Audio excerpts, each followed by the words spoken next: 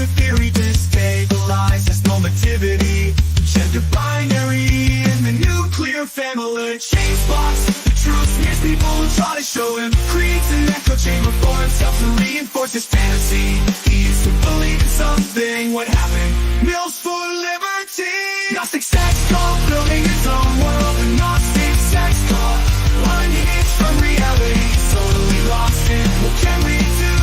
But mock him relentlessly. It's not a Gnostic sex cult, James. No, it's not. Stop lying to your audience. No, it's not. It's not a Gnostic change. Mary Nardini tells us queer liberation means the annihilation of capitalism. Catch up, James. Whiteness means capitalism. Queer theory hates capitalism. Whiteness means capitalism. Queer theory hates capitalism. Whiteness means capitalism. It's all about capitalism. Everyone knows it's capitalism. The socialists know it's capitalism.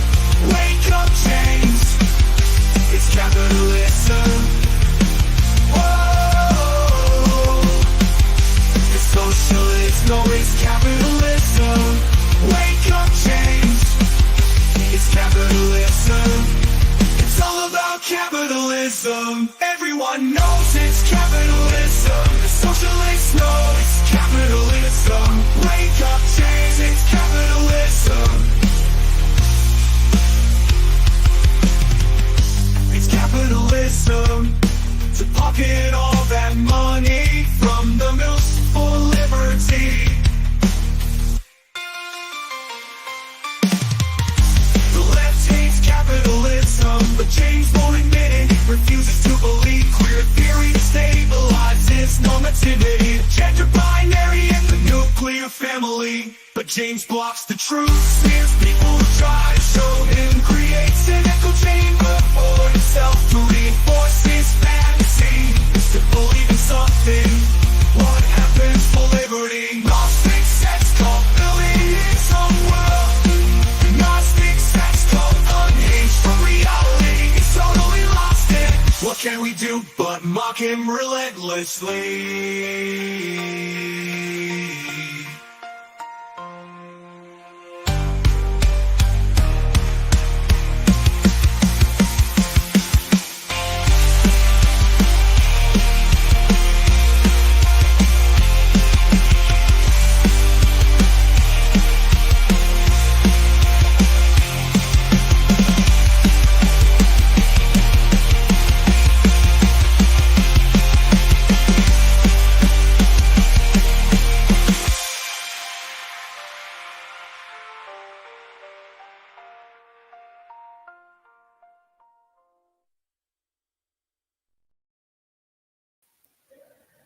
Well, it's Thursday.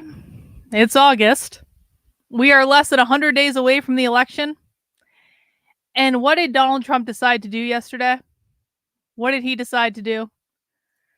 Donald Trump yesterday decided to piss off black people. Specifically black women, because you know the group of people that you really want to piss off more than anyone else is black women. Less than 100 days before an election for the presidency. Oh, guys, I gotta tell you, like, I don't know if I can make it. I don't know if I can do it. I don't know if I have the wherewithal to be doing political commentary on the internet for the next 100 days. I just don't know, because I just really feel like the world we are living in is getting stupider and stupider and stupider.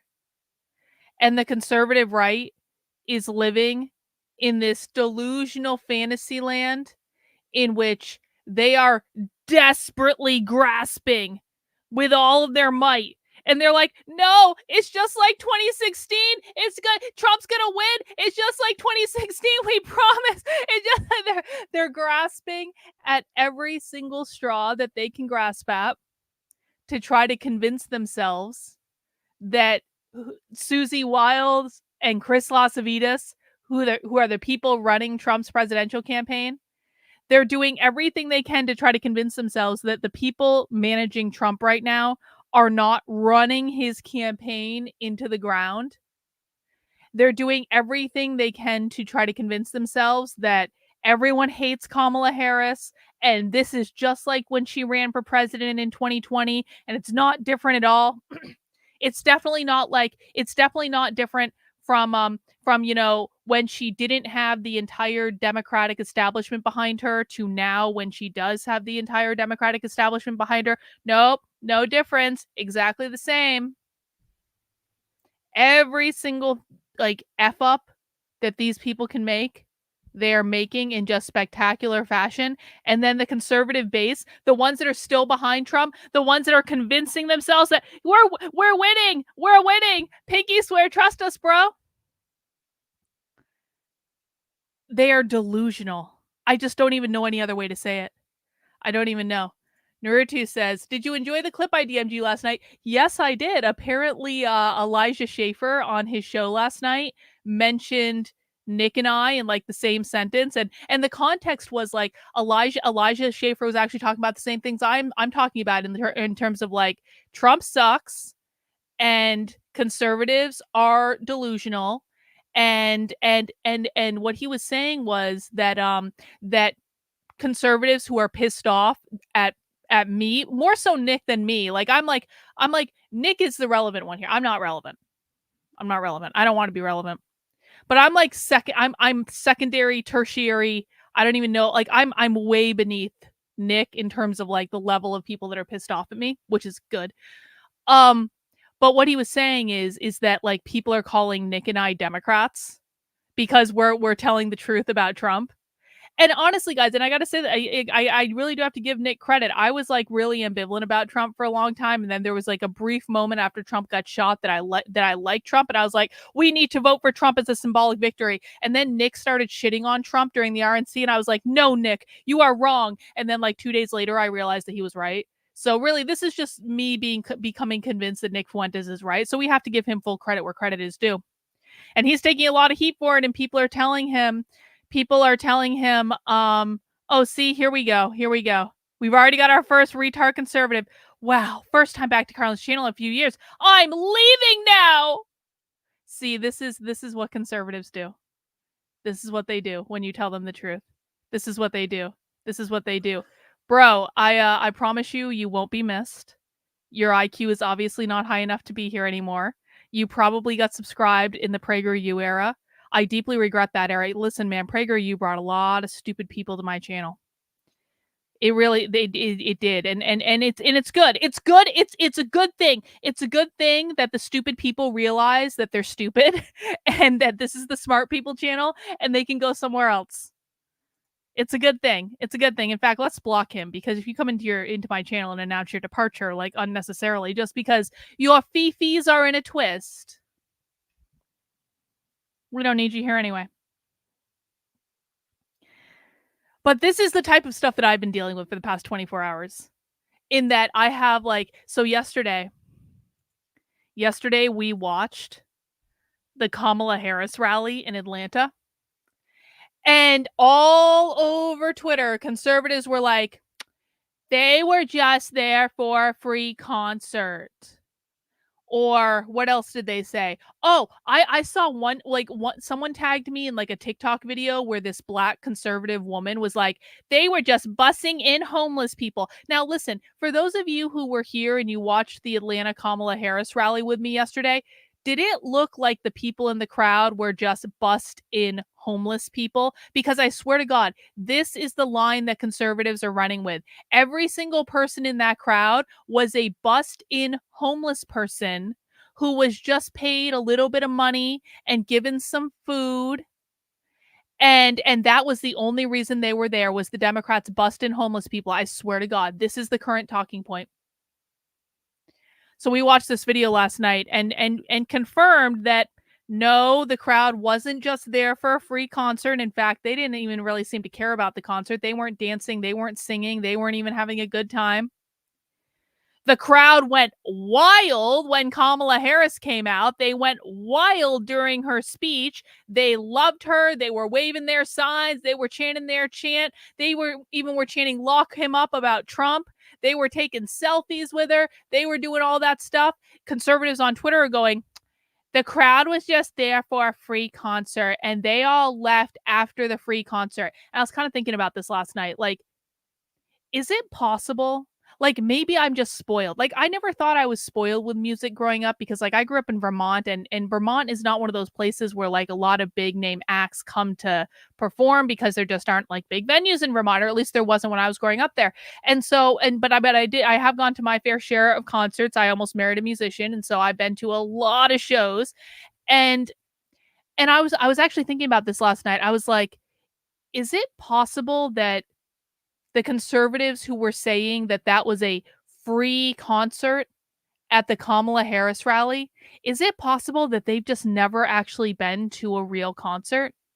And that's why they think that was a concert. And for people who didn't watch it, I strongly encourage everyone to actually go. And I know watching Kamala Harris is painful, all right? I get it. No one wants to do it. But if you want to see how delusional and unhinged conservatives are, go watch the rally that Kamala Harris did in Atlanta with the supposed free concert that was like 2 songs and was about less than 10 minutes long. Now, I don't know about you guys, but like no real concert that I've ever been to has been 2 songs and less than 10 minutes long. Like, that's actually a really shitty concert right there, isn't it? And so I was kind of thinking last night, I was like, is it possible that conservatives have never actually been to a real concert? And that's why they think that a musical act performing like this like it was basically like it was to hype up the crowd. Is that why they think that's a concert? Because they've never experienced a real concert and so they don't know the difference? I don't know, man. I don't know. But the delusion is strong, and I have to say, like, after we watched this, I again continued to lay into conservatives, and I said, "We just watched the entire Kamala Harris rally in Atlanta last night. Anyone who thinks that crowd just showed up for a free concert is an idiot. Anyone who thinks the crowd left after the concert could have seen that wasn't true. She's going to win." Listen, like, I like this talking point, and you can even look in the replies on that YouTube video. I have so many people coming into my replies, not on this specific one. I only got 5 replies on this one, but there are other tweets that I've sent. I have hundreds of replies to these tweets saying, the whole crowd left. The crowd left after the concert. And I'm like, according to who, bro? According to who? Can you show me a video of the entire crowd leaving? Because the only video I saw was the same one we watched yesterday. It was like maybe a dozen people got up and left. Maybe. And you don't even know if they were really leaving the arena, or if they were going to the bathroom. Maybe they were going to get a drink. Maybe they were going to get food. Maybe they were just like, there are any number of reasons why someone might get up out of their seat at an arena. It happens all the time. It doesn't necessarily actually mean they're leaving. They might have been coming back. We don't know. But I had all these people in my replies going, the crowd left after the concert. I was like, did you even bother to look? Like, are we just, now we're just avoiding all evidence that doesn't say what we wanted to say? Like this guy right here, you know full well it was a concert, you black pilling pig. You and Nick are compromised hacks. This is how conservatives are speaking to people who tell them the truth. Surely this will get them more votes. Surely this attitude will win them a presidential election. Surely nothing could go wrong with that plan at all. And then we moved into this talking point, and this talking point has to do with what we're going to be watching today. The new conservative talking point. I swear to God.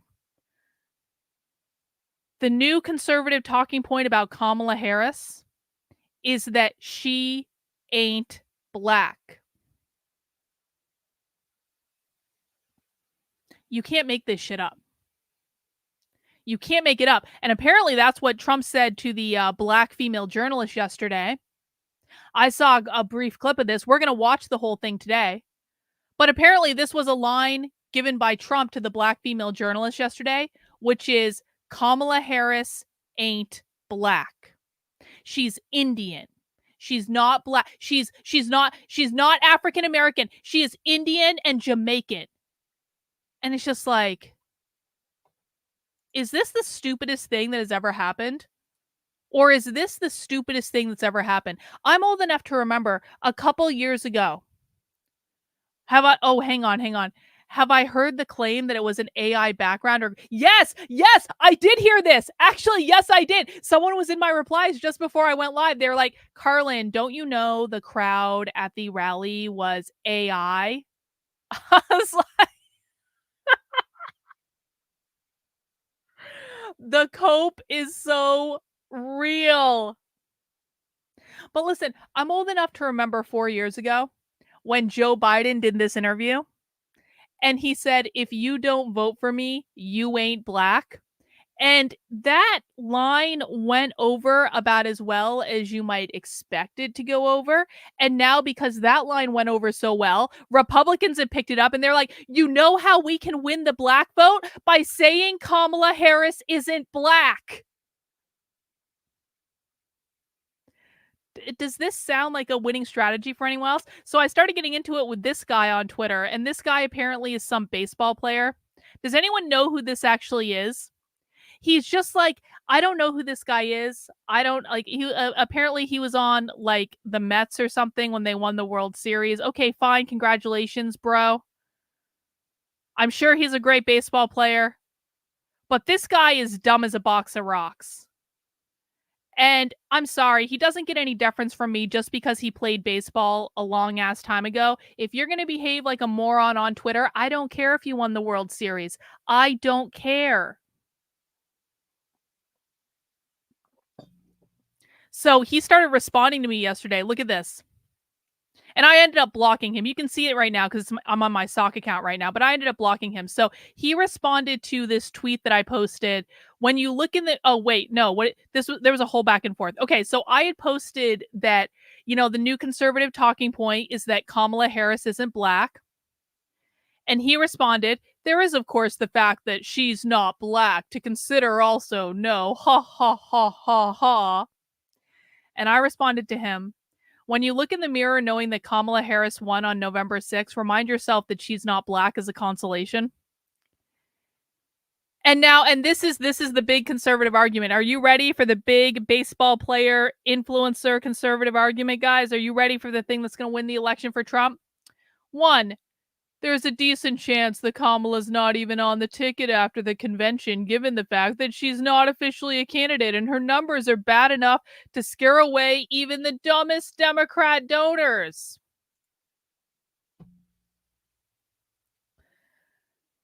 Well, he is technically right that Kamala Harris has not officially been nominated for president yet, but that is actually going to be taken care of before the convention because the Democrats are going to do a Zoom call in about a week where they're going to officially nominate her for president. Like, we already know this is going to happen. There's not going to be any backstabbing. There's not going to be any surprise that comes out of it. I mean, maybe I'm wrong, but I don't think I am. The Democrats have solidified around Kamala. The Democrats have donated hundreds of millions of dollars to Kamala since she became the presumptive nominee.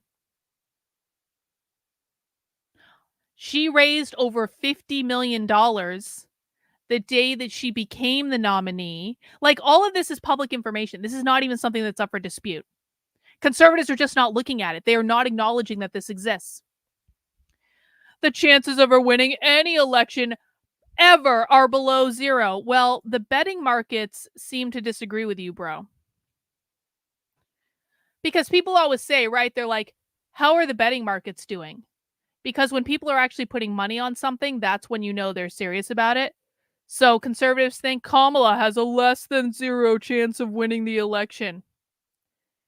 The betting markets actually beg to differ. On Predict It, right now, Kamala is favored over Donald Trump. Is this all pretend too?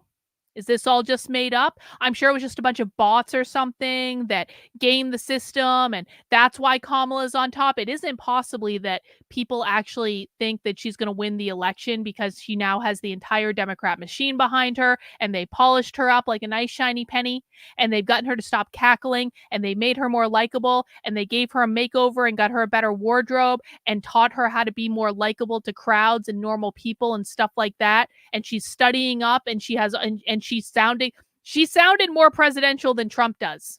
I'm sorry, she just did. They did some media training on her. They did something. I don't know what they did, but they definitely did something. And we can see the results of what they're doing in the fact that Kamala Harris is now favored to win in the betting market. But no. Conservatives don't want to acknowledge any of that. And his big own on me is wouldn't. All right, bro. All right. Well, I hope you feel better about that when Kamala Harris becomes president. And then he retweets me again because I retweeted him and I said conservatives are completely delusional. And he responds back, liberals assume anyone against government control and communism are conservatives. Maybe I'm just pro-America. So now, because I'm trying to tell them the truth about their candidate and hinge them back into reality, I am a liberal who supports communism. I'm probably more far right than this retired baseball player is. And I've created more anti-communist content than anyone on the internet over the past 3.5 years. But no. Because I'm telling them the truth about what's going on. When they refuse to look at video, I am a liberal that supports communism. All right. And this has just like been over and over and over again in my Twitter feed over the past, day or so. It's just nuts, man. It's nuts. Conservatives are completely unhinged from reality. I'm just trying to remind myself if there's anything else. Look at Brian Molko. Brian Molko break. Placebo Break, my favorite band. No one sexier in the world than Brian Molko. No one. No one. No, I mean, he's older now. He's getting up there in years. That's all right. Oh, check this out. Side note. This is the photo from the Communist Convention over the weekend. Over 400 communists from all over the country. This is, guys, conservatives can't get a photo like this in a room at CPAC. Everyone understands this, right? I've been to CPAC. Conservatives can't get a photo like this of all the conservatives at CPAC. The communists can do it, though. Because right now, the communists are operating right out in the open. All conservatives are doing is reading on Twitter. None of them even understand who this group is or what they're doing or any of that. Man, what a time to be alive. What a time to be alive. Well, guys, today we are going to delve into the event that Trump did where he pissed off black women. We're going to watch the whole thing. And then I thought, just for fun, after we watch the actual raw footage of the event, maybe we can just watch a few reactions to the event. We can watch the CNN reaction to the event. We can watch the Fox News reaction to the event. We can see what people had to say about it, just for funsies. And that way we can hinge ourselves into reality of what's actually going on in the world and force ourselves to look at things that the conservative right is afraid to look at because they are losing badly and they don't want to admit it to themselves. So it's going to be a great time, guys. Hey, speaking of communism, if you're interested in learning more about this communist group that met in Philadelphia, this massive communist group that was basically forming their own political party in Philadelphia, head over to my Substack, which is Carlin, KARLYN.substack.com, and right smack dab in the middle of the page, I do have an article called 5 Things You Need to Know About the Communists Who Marched in Philadelphia. They are the Revolutionary Communists of America. They have just formed a new political party. They are part of an international organization that has been around since 1992. They are completely 100% self-funded. They are recruiting on every major college campus in the country. They're recruiting in the unions. They're recruiting in workplaces. They have like tripled in size since last year. Nothing to see here. No big deal. Communists are getting their shit together. Conservatives can't get their shit together, but communists can get their shit together. And if you want to know more about the communists that are actually getting their shit together, you can head over to my Substack and I will teach you. And you can sign up for free email updates if you want to. And also, if you want to support the work I'm doing, because God knows I'm the only one reporting this stuff on the internet. While conservatives are calling me a communist for disagreeing with them, I'll tell you about the real communists. You can support the work I'm doing for $8 a month, $80 a year over on the Substack. I am completely 100% grassroots funded by you guys. If you guys don't support the work I'm doing, it doesn't get done. And then you've got no one to teach you what's really going on. And you're going to have to rely on conservative retards who will just go, we're winning. We're winning. Pinky swear, trust me. Pinky swear, trust me, bro. You don't want to do that. I know you don't want to do that. You know you don't want to do that. So go ahead, support my work over on the Substack. You might not like me, you might not like my tone, but God knows I'll tell you the truth. And I'll provide you with evidence. Anyway, let's just dig into it. I'm obviously in a bit of a snit today. Which one should we watch? Let's watch PBS, shall we? Is this the full event? Okay, let's watch this one. PBS, an hour and 48 minutes. I feel like Trump didn't come in that quickly, but hang on. Let's just say, no. This is the event Trump did yesterday where he was talking with the black women journalists. Let me just get the sound up.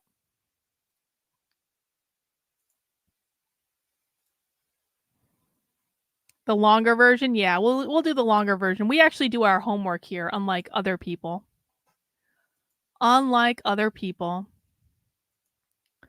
Let's see. When does Trump actually come out? That is the question. When did Trump come out?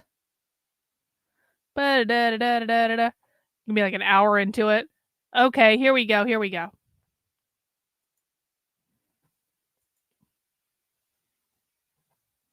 So there's actually President Donald Trump. Oh, here we go. We ask that the professionalism that we all bring to our newsrooms and workplaces every day is the same professionalism that is maintained in this arena. Please welcome to the stage ABC News senior congressional correspondent Rachel Scott.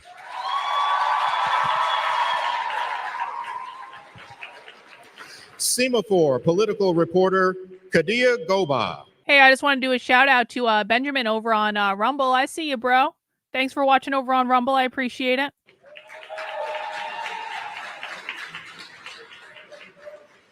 And anchor of the Faulkner Focus and co-host of Outnumbered on Fox News, Harris Faulkner.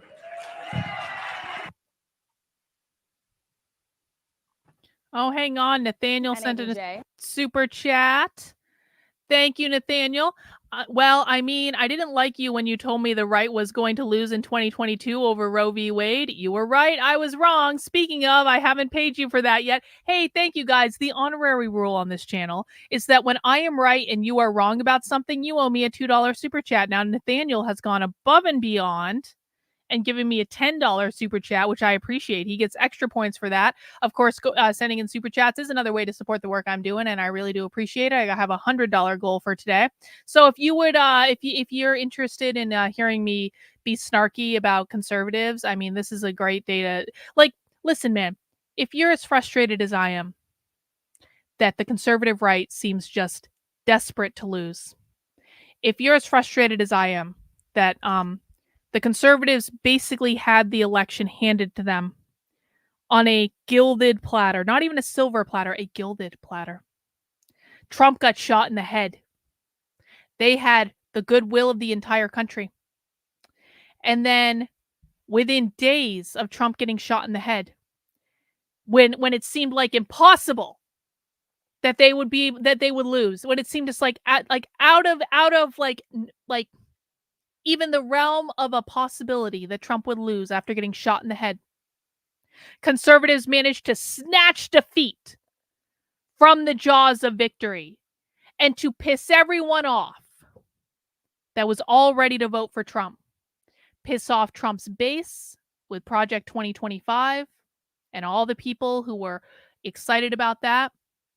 Piss off everyone with the DEI, RNC, that was more about pandering to Black voters and independents and liberals than it was about actually presenting a vision with which to crush the left under his boot. If you're as frustrated as I am, then this is the place for you.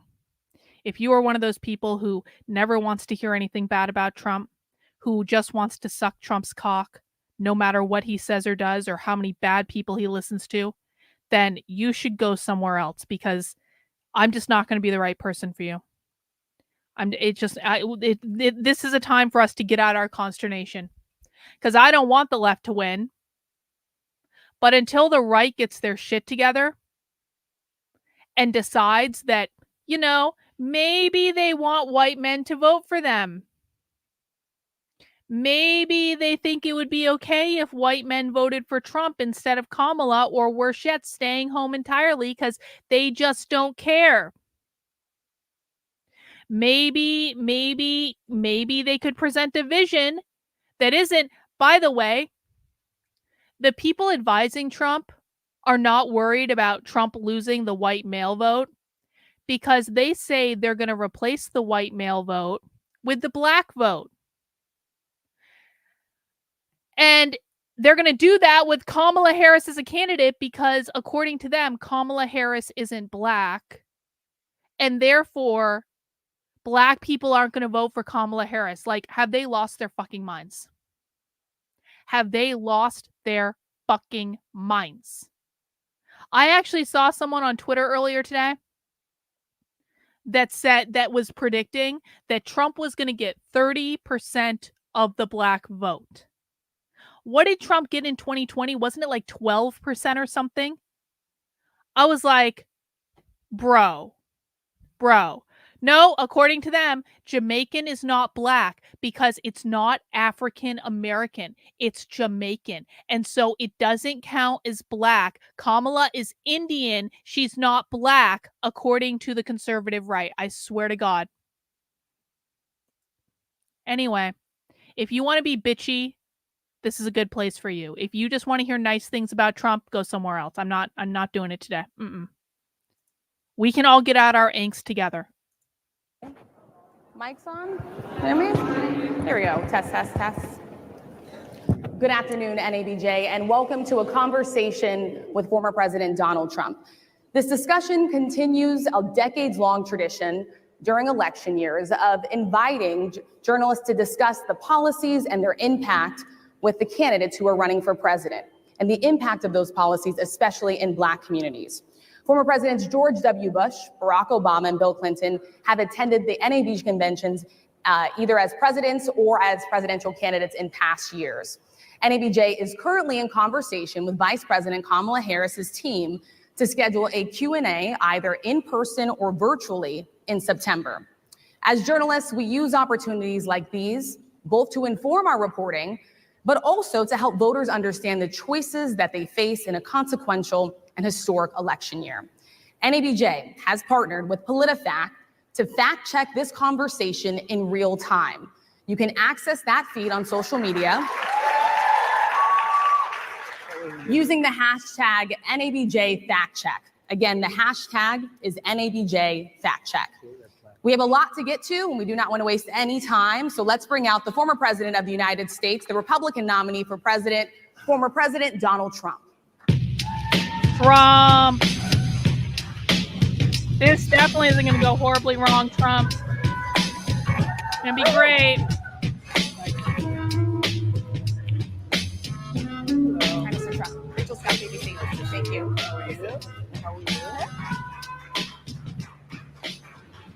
Definitely not going to go Mr. President, we horribly so wrong. appreciate you giving us an hour of your time. I want to start by addressing the elephant in the room, sir. A lot of people did not think it was appropriate for you to be here today. You have pushed false claims about some of your rivals, from Nikki Haley to former President Barack Obama, saying that they were not born in the United States, which is not true. You have told 4 congresswomen of color who were American citizens to go back to where they came from.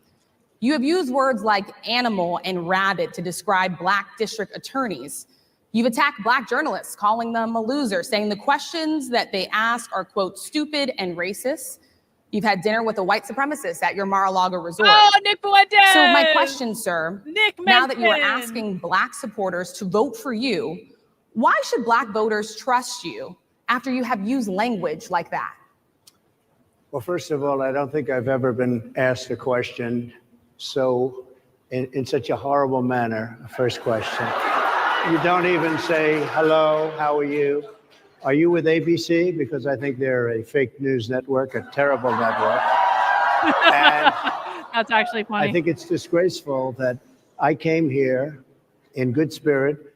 I love the Black population of this country. I've done so much for the Black population of this country, including employment, including opportunity zones with Senator Tim Scott of South Carolina, which is one of the greatest programs ever for Black workers and Black entrepreneurs.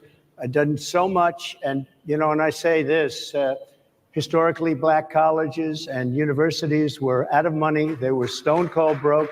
And I saved them and I gave them long-term financing. Look, this is the conservative talking point. Kamala was Indian until it was convenient for her to be Black. Therefore, Kamala's not Black. Yeah, William, that's going to be a winning messaging strategy for you guys. Totes, bro, totes.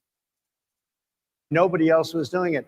I think it's a very rude introduction. I don't know exactly why you would do something like that. And let me go a step further. I was invited here and I was told my opponent, whether it was Biden or Kamala, I was told my opponent was going to be here. It turned out my opponent isn't here. You invited me under false pretense. And then you said, you can't do it with Zoom. Well, you know, where's Zoom? She's going to do it with Zoom and she's not coming. Dragon Balls, thank you for the super chat. Remember when Obama was Kenyan? That obsession went well for the conservatives, and now Kamala isn't Black. Winning strategy as always. Yeah, remember when Obama was like, remember Trump's whole birther thing? Yeah, that worked out real well, guys. Thanks, Dragon Balls. Appreciate it. And then you were half an hour late, just so we understand. I have too much respect for you to be late. They couldn't get their equipment working. And by the way, like, listen, man, Trump did have one funny line when he called her fake news. I appreciated that line, but why are you walking into a room of people that you're trying to win over and being instantly hostile? And I understand you would say, well, the interviewer was hostile against Trump. Okay, I guess the interviewer was hostile against Trump. Fine. But the interviewer is not the person running for president. Trump is the person running for president. The interviewer doesn't need to win over votes. Trump needs to win over votes. The interviewer is not the one that's going to be scrutinized because of this video. Trump is the one that's going to be scrutinized because of this video. I don't know why this is so difficult for conservatives to understand. In order to win an election, they need to get people to vote for him. The entire purpose, I would assume, of Trump doing this event in the first place is to appeal to Black voters, as though he's going to win the Black vote, which he is never going to win, because no matter how many times conservatives say Kamala Harris isn't Black, that's not actually going to change the fact that Kamala Harris is going to overwhelmingly win the Black vote. I don't even know why Trump was doing this event in the first place. Why was Trump even there? There was no possible way this event was going to go well. And not only was it never going to go well in the first place, but then Trump comes in and he's antagonistic towards people he's trying to win over, which is only going to be farther against him. Like, I don't mind Trump being uppity. I like Trump being uppity, but I suppose I would just want a little bit more strategery around it. Yeah, I'm making that a word. Like, if you're going to be uppity, can there be some purpose to it? Can there be some win that you're going to get from it? Can you be uppity targeting the left and talking? Can he be uppity just talking about the news? Can Trump just start going off on fake news, and targeting the news again? Can we do that? Can we go back to that? I think that'd be pretty great. But no, we have to be uppity towards Black women at a Black journalist event. Yeah, that's going to go well. We're saying Kamala Harris ain't Black. Yeah, Great strategery there, Trump. Or something Mr. was President, wrong. I would love I think if you it's can a answer the very question nasty on your rhetoric question. and why you I believe have that answered black the voters question. should trust you with another I 4 have years. been the best president for the black population since Abraham Lincoln. That's my answer. Better than President That's Johnson, my who signed the answer. Voting Rights And Act. for you to start off a question and answer period, especially when you're 35 minutes late because you couldn't get your equipment to work in such a hostile manner, I think it's a disgrace. I Let really me do. let me just ask a follow-up, sir, and then we'll move on to other questions here. Some of your own supporters, including Republicans on Capitol Hill, have labeled Vice President Kamala Harris, who is the first Black and Asian American woman to serve as vice president and be on a major party ticket, as a DEI hire. Is that acceptable language to you? And will you tell those Republicans and those supporters to stop it? How do you define DEI? Go ahead. How do you define Diversity, equity, inclusion? Okay, yeah, go ahead. Is that what your definition? That is Give me a literally definition the word. then. The answer should have been Joe Biden literally said he picked Kamala Harris because she's a Black woman. That should have been the answer there. Was Kamala Harris a DEI hire? Well, Joe Biden specifically said he picked Kamala Harris because she was a Black woman. So how is she not a DEI hire? What were there other qualifications that he picked her on? Because he specifically said he picked her because she was a Black woman.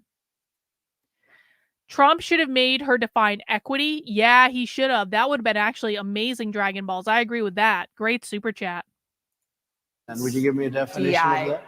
Give me a definition. Sir, of I'm that. asking you a question, No, a you very have to direct define question. it. Define it for me, if you I would. just defined it, sir. Do you believe that Vice President Kamala Harris is only on the ticket because she is a Black woman? Well, I can say, no, I think it's maybe a little bit different. So I've known her Trump a long loved it. time indirectly, not directly very much. See, Trump, again, it's like, do you believe that Kamala Harris is only on the ticket because she's a Black woman? Yes, Joe Biden literally said that he picked her because she's a Black woman. Full stop. That's the answer. But no. Well, I didn't even know Kamala Harris was Black. I thought she was Indian.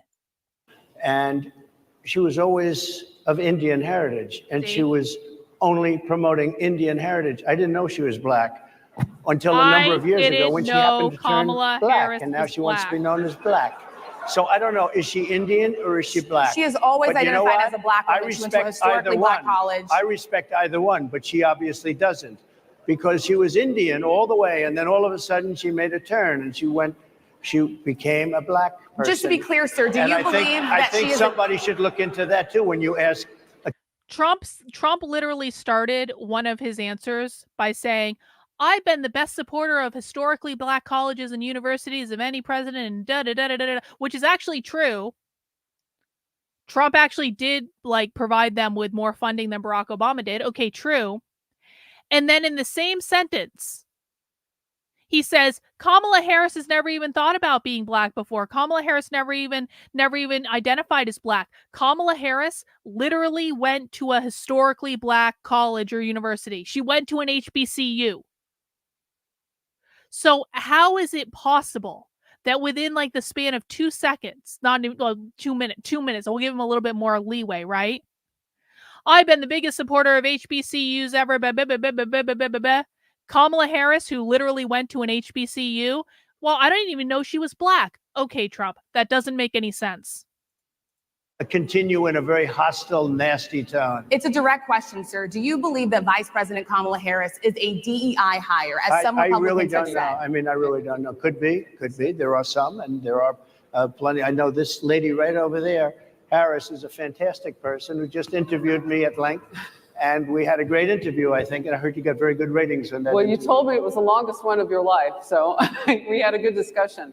Look, I want to talk about why you're here today. I mean, it is not lost on us how divided we are as a country. And as you were coming today, we really got to see that we are divided along the lines of race, along the lines of gender.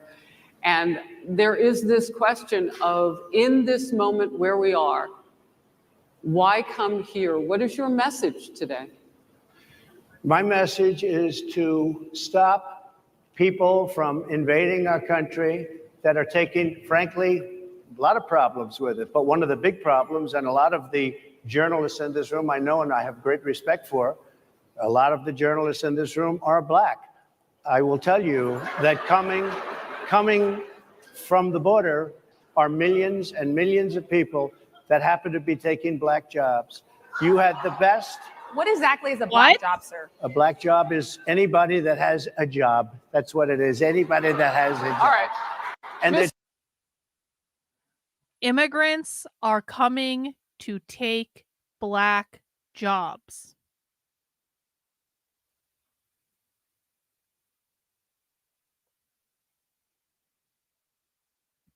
Does anyone else understand the problem with what Trump just said? Immigrants are coming to take black jobs. You think that's going to play well in a room full of black people? Yeah, that was a bit racist. Yeah, he's saying that black people only have unskilled jobs.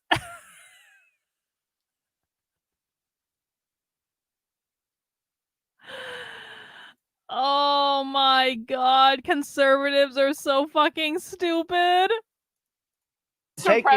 they're taking the employment away from black people. They're coming in, they're invading. It's an invasion of millions of people, probably 15, 16, 17 million people. I have a feeling it's much more than that. And everybody's been seeing what's happened. The first group of people, the black population, is affected most by that. And Kamala is allowing it to happen. She's the border czar. She's the worst border czar in the history of the world. There's never been a border czar like this. She's never even essentially been. She said she was there once, but not the right part of the border. So she was a border czar. She's done a horrible job. These people are coming into our country, and they're taking black jobs and Hispanic jobs. And frankly, they're taking union jobs. Unions are being very badly affected by all of the millions of people that are pouring into our country. And one thing, as we discussed, many of these people. If he had just said working class, if he had literally just said working class, it would have been about 1,000 times better than the answer that he gave. Coming in from mental institutions, from prisons, from jails, they're gang members in other countries.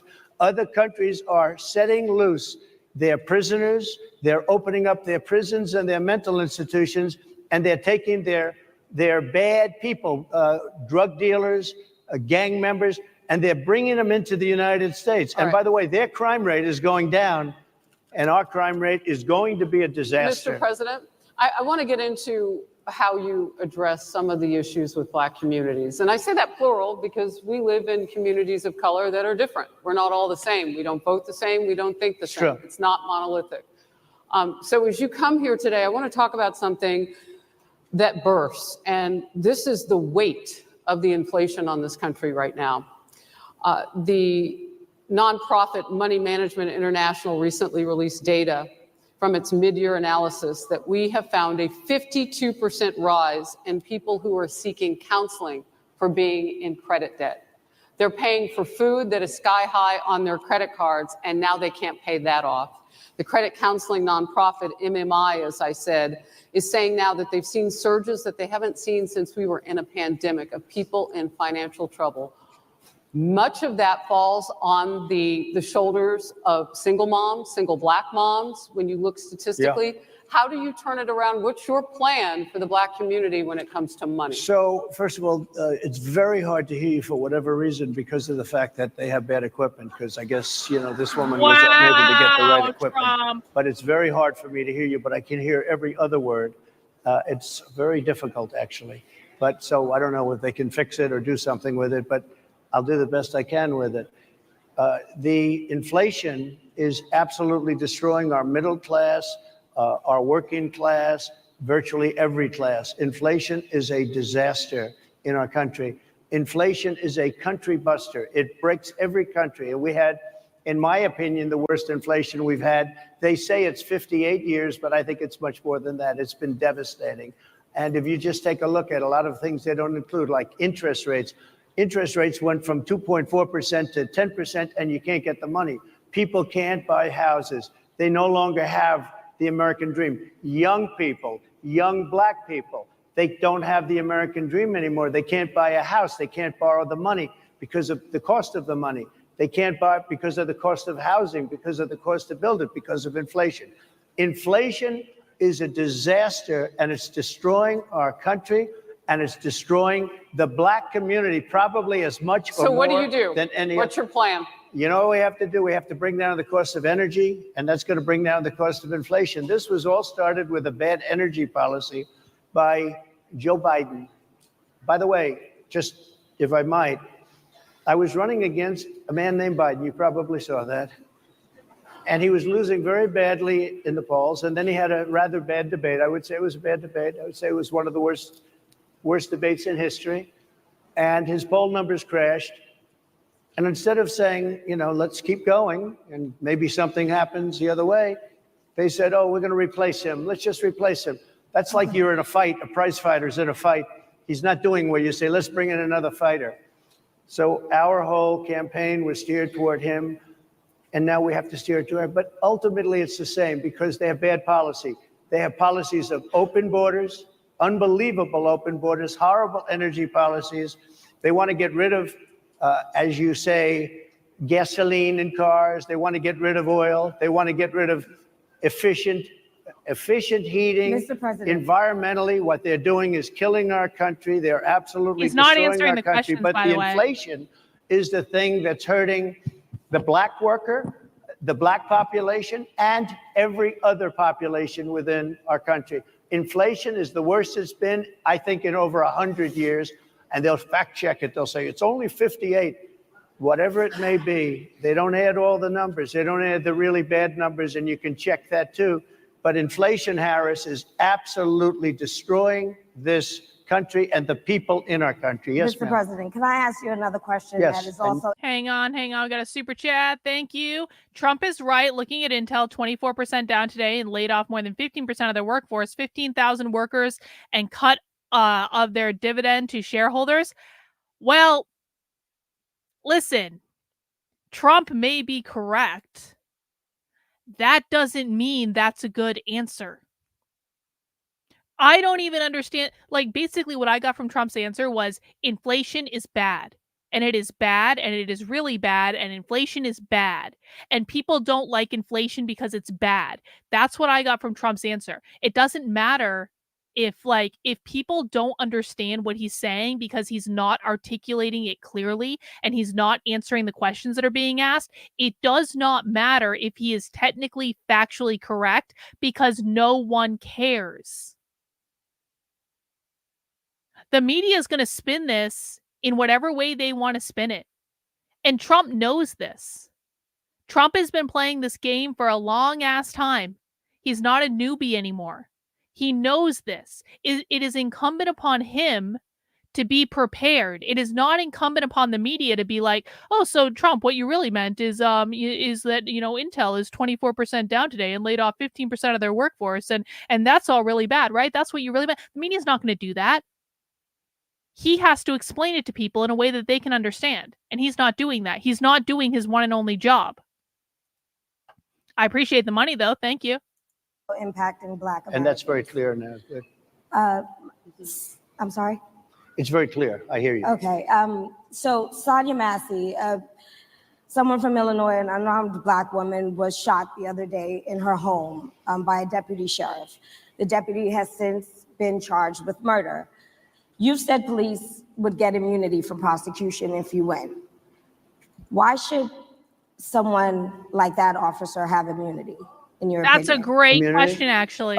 Immunity. I don't know the exact case, but I saw something, and it didn't look good to me. It didn't look good to me. Are you talking with the water, right? Yeah, well, police. It didn't look- Police unions are not backing this person Okay, either. okay. But And again, why would? they're going to be charging the officer? I guess they're charging the officer. So why should he receive immunity? Well, he might not. I mean, it depends. It depends on what happens. I'm talking about people that are much different cases than that. We need people to protect ourselves. And by the way, in Chicago, as an example, a few weeks ago, July 4th weekend, they had 117 shootings and 17 deaths. Nobody wants that. Nobody wants that. We need to have our police officers have the respect and dignity back. In this particular case, I saw something that didn't look good to me. I didn't like it. I didn't like it at all. So can you get a little more specific back to the immunity question? Who would make those Well, right now, distinctions? for the most part, people are protected by their unions, by their police unions, or by their police departments. But I'm saying if I felt, or if a group of people would feel that somebody was being unfairly prosecuted because the person did a good job, maybe with crime, or made a mistake, an innocent mistake. There's a big difference between being a bad person and making an innocent mistake. But if somebody made an innocent mistake, I would want to help that person. What would those exceptions be? What would determine You an go innocent after mistake? somebody and it's a very close call and it's very dangerous. And they have, the policeman's life and woman is a very difficult thing because sometimes you have less than a second to make a, life and death decision. And sometimes very bad decisions are made. They're not made from an evil standpoint, but they're made from the standpoint of they made a mistake. So I want to follow up really quickly. I find it interesting because you do talk about reining in prosecutors, especially when it comes to prosecutors that. So, Bot, I've actually had this slime for a while, and it fell on the floor, and I put a bag over it, and I just found it again because I was cleaning up some stuff, and I picked up this bag. I was like, "There's a little jar of slime here that I have been missing for a while. I wondered where that went." And so this is like old slime that's basically new slime, and it's emerald green, and it has sparkle beads in it, and it's a little sticky, but I'm working with it. But I am enjoying my slime. Thank you, Bot, for checking in on the slime situation. Are prosecuting you. Why doesn't that skepticism apply to law enforcement? Well, I've been prosecuted because I'm a political opponent of two people that have weaponized our justice system. I've been prosecuted. I just won the big case in Florida. Everyone said that was the biggest case. That was the most difficult case. And I just won it. Now, Biden has a similar case, except much worse. I was protected under the Presidential Records Act. Biden wasn't because he wasn't president at the time. And he had 50 years worth of documents. And they ruled that he was incompetent and therefore he shouldn't stand trial. And I said, isn't that something? He's incompetent and he can't stand trial. And yet he can be president. Isn't that nice? Mr. President, but they released him on the basis that he was incompetent. They said he had no memory and he was a nice old guy, but he had no memory. And therefore we're not going to prosecute him. I won the case. Yes, it slime got is very good. little publicity. I didn't notice ABC doing any publicity on it, George. We covered you George extensively, sir. I'd Slopadopoulous. love to move over onto I different didn't topics notice you now. do any publicity on it at all. I won the case, the biggest case. This is an attack on a political opponent. I have another one where I Sir, have if you a don't mind, I'd hostile love to judge. we have you for a limited time, sir. I'd love to move on to different No, topics. excuse if you. we You're the can. one that held me up for 35 minutes, just so you understand. If we can move on now to the state of the race, sir, I want to get. Listen. It's not that I don't want Trump to be combative and hostile, because I actually appreciate Trump when he's combative and hostile. However, there is a time and a place, and there is a right way to do things, and there's an ineffective way to do things. And how this is coming across to me, and I would appreciate people's opinions in the chat if you feel like sharing your perspective, is that Trump is just picking a fight with Black women. That's how this is coming across to me. Now, it's okay to be a little hostile because they are reporters, they are journalists, they are the enemy. Okay, I can understand a little hostility, but it's like every single question, not only is Trump not answering the questions that they're asking, he's also just actively, aggressively picking a fight with them. And for me, and maybe this is just where I'm at in life, because I have recently had to deal with men picking fights with me for no good reason. Not my husband, thank God, but other men. And there is nothing more aggravating to me in the world than when I'm legitimately just trying to be like a reasonable person and I have a man picking a fight with me for no good goddamn reason. So maybe I'm just a little triggered right now, because like this is reminding me of that. It's like, well, so what is the answer to this question? And then there's a whole diatribe and like aggression and like it's just unnecessary, and it's just like, bro, can you just answer the question like clearly and concisely? You're running for president. This is not too much to ask. I don't like a little a little picking of a fight, a little friendly jab here and there. I can understand that. But when every single answer starts off with Trump picking a fight with black women and spending the majority of his time answering the question on picking a fight with black women, it just doesn't come across so well, especially when he's running against a black woman for president. Let me know if you have a different opinion than me in the chat. Back to the campaign, Senator J.D. Vance is your running mate. He's had a lot of controversy lately, and I want to read you a few things that he has said in the past. He said the Democrats running the country are a bunch of childless cat ladies who are miserable at their own lives and the choices they've made, and so they want to make the rest of the country miserable too. He's not talking here about how great it is to be a parent. He's attacking what he says are the choices people are making to not have children. Did you know that he had these views about people who do not have children before you picked him to be your running mate? And do you agree with him? No, I know this. He is very family oriented and he thinks family is a great thing. That doesn't mean he thinks that if you don't have a family, it's not. I know people with families. I know people with great families. I know people with very troubled families. And I also know people with no families. They didn't meet the right person. Things happen. You go through life, you don't meet the right person. But he's not just talking about families here. And he also some of says that those people that don't have children should get less votes than those that do. I'm just speaking for myself. Is that your campaign I think position? I'm speaking for him too. He strongly believes in family, but I know people with great families. I know people with not great families that don't have a family. And the people without the family are far better. They're superior in many cases, okay? He's not saying they're not. What he's saying is that he thinks the family experience is a very important thing. It's a very good thing. But that doesn't mean that if you grow up and you grow older and you don't meet somebody that would be wonderful to meet and would have been good, that that's a bad thing. He's not saying that. My interpretation, you'll have to ask him actually, but my interpretation is. How did I feel about J.D. Vance's childless cat lady comment as a woman who is childless and will remain childless by choice because I don't want to have kids because I like my money and I like my freedom and my husband agrees with me and that's a decision that we've made. And, you know, if an accident happens, because I am still actually fertile, believe it or not, you know, fine. But how do I feel?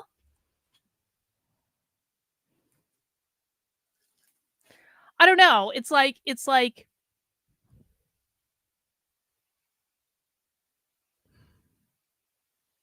I think it's very, very dismissive. I think it tells me that J.D. Vance doesn't care about getting my vote. I think that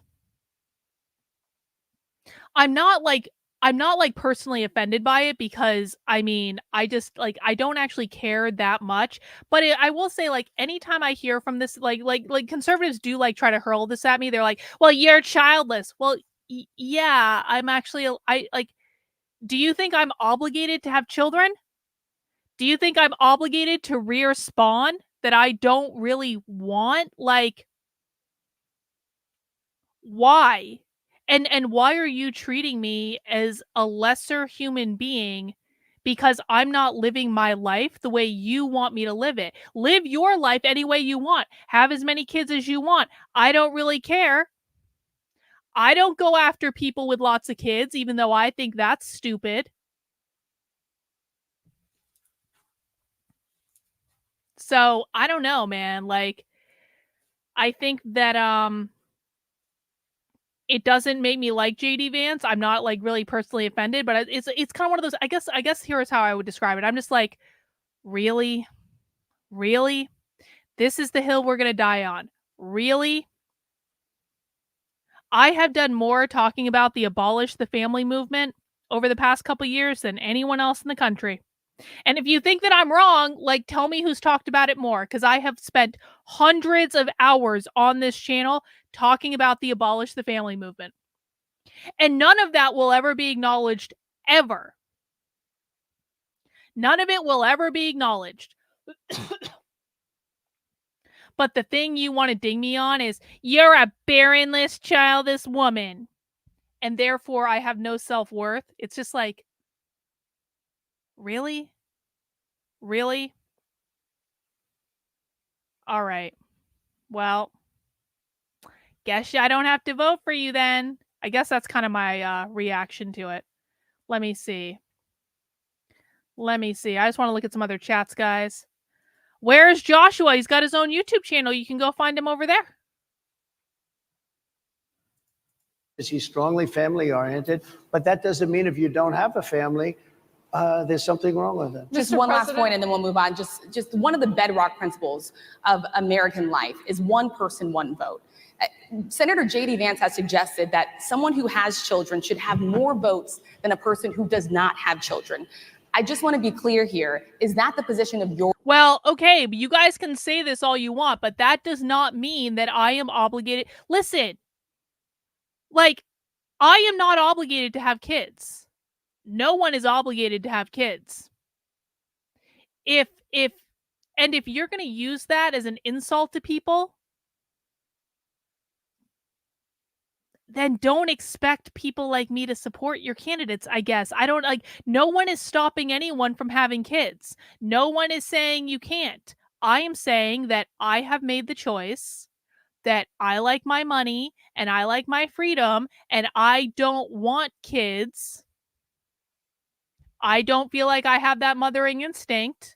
I would rather not have kids and not be a shitty, dismissive mother than to have kids and to permanently fuck them up, just like my parents fucked me up because they were shitty parents. Because their parents were shitty parents. I mean, I'm not trying to throw shade at my parents, but mistakes were made. And I would rather not have kids and therefore not fuck up my kids because of my shitty experience with my shitty parents. Like, that's a choice that I've made. My choice doesn't affect anyone else. Have as many kids as you want. But I'm not going to be told I'm responsible for the downfall of society because I didn't have a kid. I've done more than enough to argue for the protection of the nuclear family. I've done more than the vast majority of people to argue for the protection of the nuclear family. Other people can step up and have the kids. or campaign? Well, no, but it's not something I have ever heard before. I can tell you this. Right now, you have illegal aliens coming into our country, many from prisons and many from mental institutions, and they want to give them votes. I don't think they should have votes. They came into our country illegally, People and who they're are only taking the American vote away citizens from are all allowed of the to vote, people sir. in this room that have been here a long time, that have worked hard, that in many cases, and you'll see this happening, if I'm not elected, you're going to see it happen. If I am, you're not going to have any problem. But you're going to see it happening a long time. You're going to see the people in this room and people outside of this room are going to be losing their jobs to people that have come into this country illegally.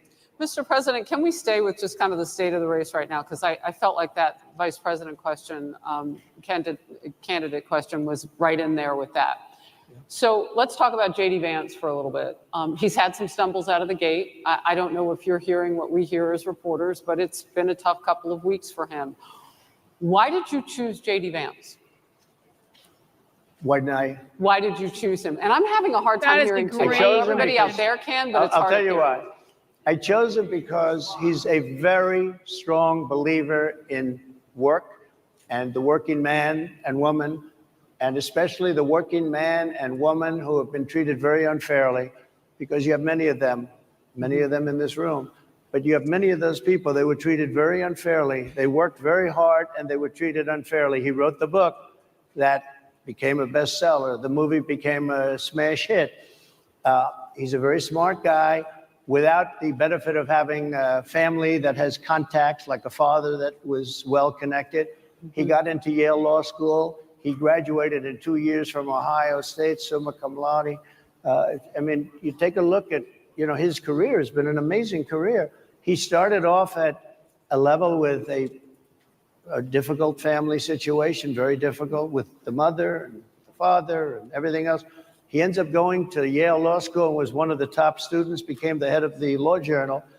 He's It's an definitely amazing skull and thing. bones. He's a 4-year, he was in the military with So he became skull and bones at Yale, and that's why he's in the position that he's in. great distinction for 4 years, got out, went into business, became successful in business, very successful in business, actually, did public offerings and other things. And I have to believe in that. I mean, he's somebody that was born in a rough situation. Most of the people know that situation because it was very well documented in his book. And I have a lot of respect for somebody that can get into Yale and become one of the best students in Yale that meets a young woman at Yale who was also outstanding, and they get married, they have a beautiful family, but he had he's made himself an amazing life. He then goes to Ohio, lives in Ohio, and he had my endorsement. That helped. But he wins the Senate. He becomes a United States Senator. So he's a United States Senator. So, And so, Harris, like I respect you for your success, I respect people for their success. the reason I asked the question is because the last time you and I sat and talked was the day that you were shot. We've been together for much of that day. You left to go to Butler, Pennsylvania, and we didn't know what was next. Yeah. And I'm 2 days sorry. after that, I cannot understand your microphone. I know is so it is muffled. really hard for me I to mean, it's understand just, you too. I can understand you perfectly. Because she's Whoa. closer. I can understand I'm happy to hear that, sir. you. But I can't Really happy to hear understand, that. Harris, I have a few more questions. because of the distance, and the mics are really in lousy shape, but I cannot understand So, Are you asking a question? what you're saying. Go So ahead. what I wanted to say was the last time we spoke, you said some words that were prophetic because I asked you who you wanted to choose for vice president. Yeah. And you said normally it really wouldn't matter what they would bring, you choose somebody that you think has a future, that sort of thing. But you said these words 3.5 hours before an attempted assassination on your life. You told me that bad things happen, Harris. And that's why this decision is important this time. Bad things happen. You said it twice. When you look at J.D. Vance, is he ready on day one? Does he what? Ready on day one, if he has to be. I've always had great respect for him, and for the other candidates too. But I will say this, and I think this is well documented. Historically, the vice president, in terms of the election, does not have any impact. I mean, virtually no impact. You have 2 or 3 days where there's a lot of commotion as to who, like you're having it on the Democrat side, who it's going to be. And then The question is J.D. Vance ready on day one? Which is a valid question, by the way, because J.D. Vance hasn't even been a senator for 2 years, and that's the first elected office he's had. And Trump can be impressed that he got into Yale Law all he wants, but it's been a long time since Yale Law. And the first question he's asked is J.D. Vance ready on day one? And his answer is, well, the vice president usually doesn't matter that much anyway. Like, she set him up so well. That Black Fox News anchor set him up so well. She was like, sir, you said that bad things happen, and that's why it's important to choose a good vice president. Is he ready on day one? The softball answer was yes. J.D. Vance is ready on day one for reason X, Y, B, and Z. And I say that as someone who doesn't like J.D. Vance. But the correct answer is not, well, vice president doesn't really matter much. that dies down, and it's all about the presidential pick. Virtually never has it mattered. Maybe Lyndon Johnson mattered for different reasons of what we're talking about, not for vote reasons, but for political reasons, other political reasons. But historically, the choice of a vice president makes no difference. You're voting for the president, and you can have a vice president who's outstanding in every way, and I think JD is. I think that all of them would have been, but you're not voting that way. You're voting for the president. You're voting for me. If you like me, I'm going to win. If you don't like me, I'm not going to win. I'm going to get my J.D. Vance question in. JD Vance? I'm going to get my J.D. Vance question in. To your point and to Rachel's point, he, has a lot of opinions about childless women like myself or divorced people like yourself. Do you think, well, I mean, my point at is least here. it was said in a friendly manner. My point is, do you think the Republican Party is getting a little bit too judgy about people's lives when you think about abortion or when you think about Just a what J.D. smidgen. Vance is saying? I don't think, look, I think that the Democrat Party is really the one that has the problem. I think they're Seriously? radical on abortion because they're allowing abortion in the 9th month. They're allowing the But death. I think it's They're about allowing freedom, the right? death of a baby after the baby is born, based on Sir, the that is governor of illegal in every Virginia. state in the That's country. Based on the governor of Virginia, Executing a they're baby in allowing the every death state of in the the country baby is illegal. after it's born. It's a They're crime. allowing abortions in the 8th and 9th month. Well, of Democrats pregnancy. have denied. I think they're right. And I That's think the the thing. Republican Party is actually much less. I think I've made them much less radical, perhaps. But the Republican Party, what we're doing is bringing it back to the states where everybody wanted it. Democrats, Republicans, liberals, conservative, everybody wanted abortion brought back. They didn't want Roe v. Wade in the federal government. They wanted it, everybody. But the wanted majority it of back. Americans oppose Excuse Roe me. v. Wade being They- overturned. They Multiple don't know polls have showed about that, this. sir. Right now, they're voting. It brought it back to the states. Now, I happen to believe in the three exceptions. Ronald Reagan believed with rape, incest, life of the mother. I do. I think most people do. I think most Republicans do also. But if you take a look, right now they're doing, it's an amazing thing, out of the federal government, it's in states, and people are voting.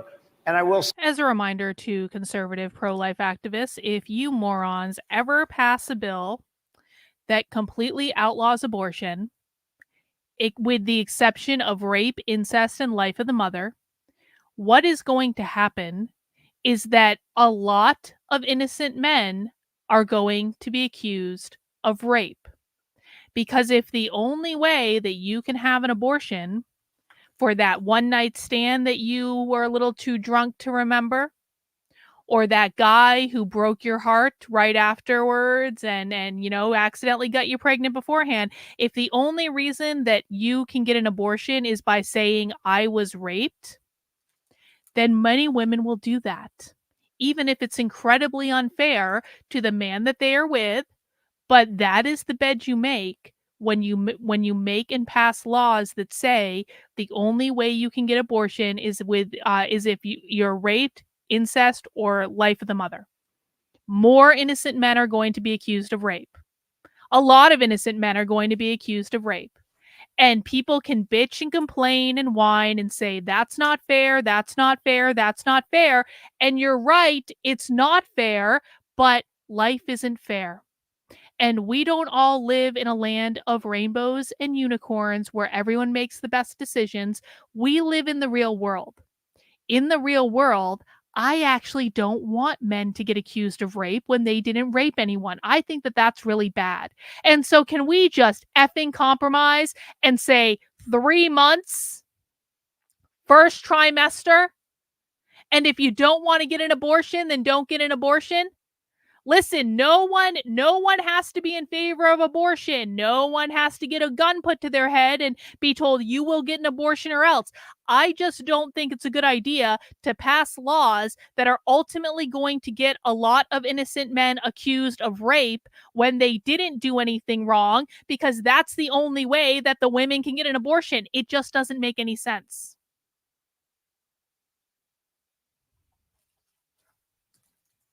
say Ohio is, let's call it a more liberal version, has been approved. Kansas, the same thing, a little bit surprising to a lot of people. But the people are now voting.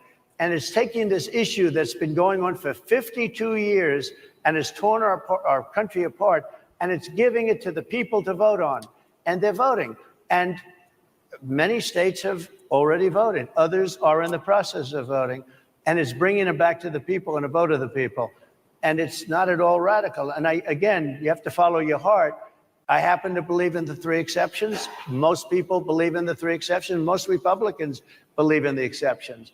But they don't want to see an abortion in the 9th month or the 8th month. Almost everybody agrees to that.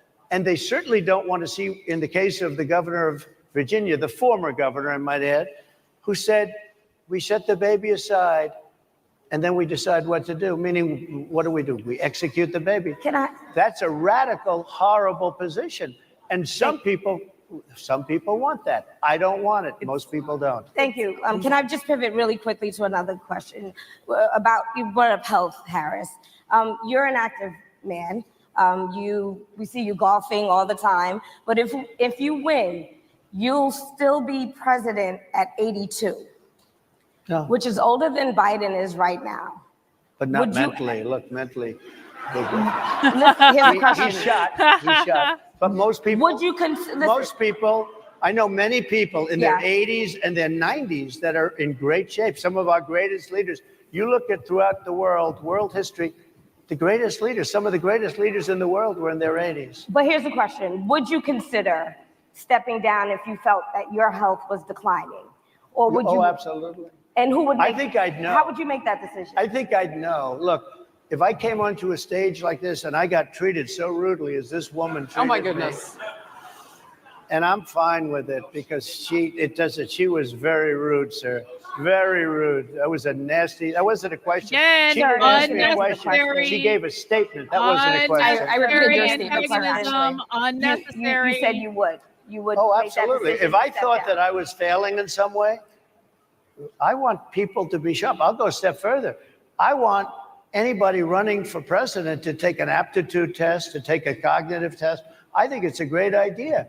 And I took 2 of them and I aced. By the way, I think while we're on the subject of aptitude tests and cognitive tests, can we bring back reading tests for registering to vote? I'm 100% serious. If a person can't read, I don't think that they should be voting. If a person can't read, I have no faith that they understand the issues. I have no faith that they understand the candidates. I have no faith that I'm sorry, if you can't read in English, not in fucking Spanish, in English, if you can't read in English, you shouldn't be taking part in deciding the future of the country. What you should be doing is going and learning how to read.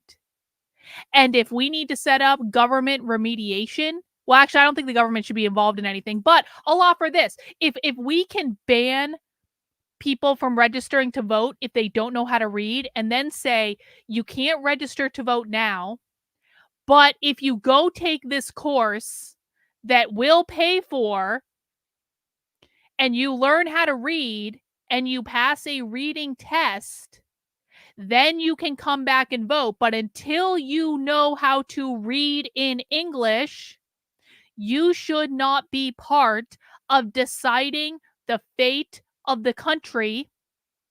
And we'll give you resources to do that, and we'll make sure you have all the support you need to learn how to read. But until you learn how to read, you don't get a vote.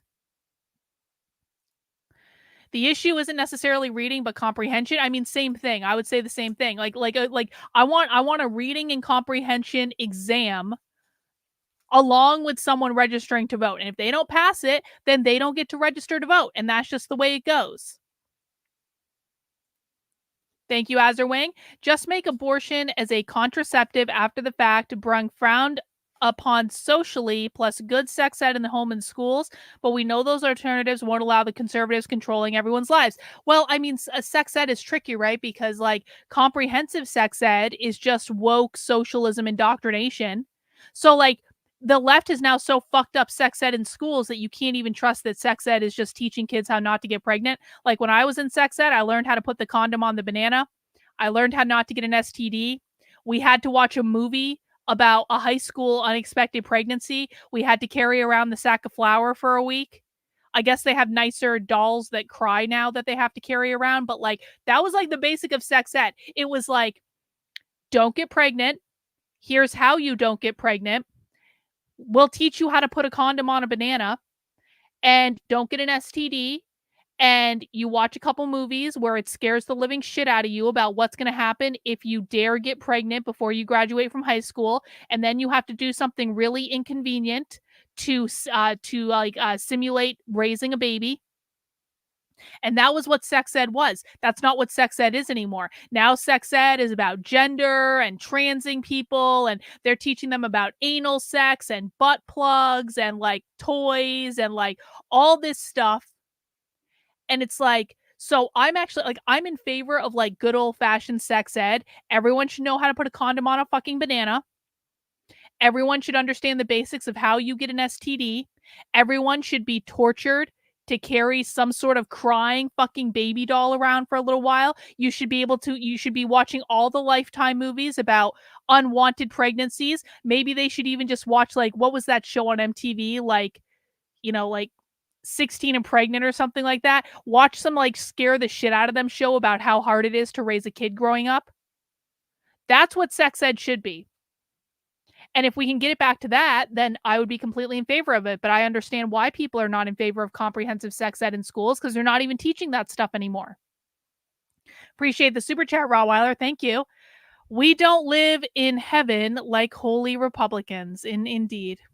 Isn't that the truth? All right, let's keep going. Well, can I got 'em. just, I took 2 of them, but let me ask. Yeah.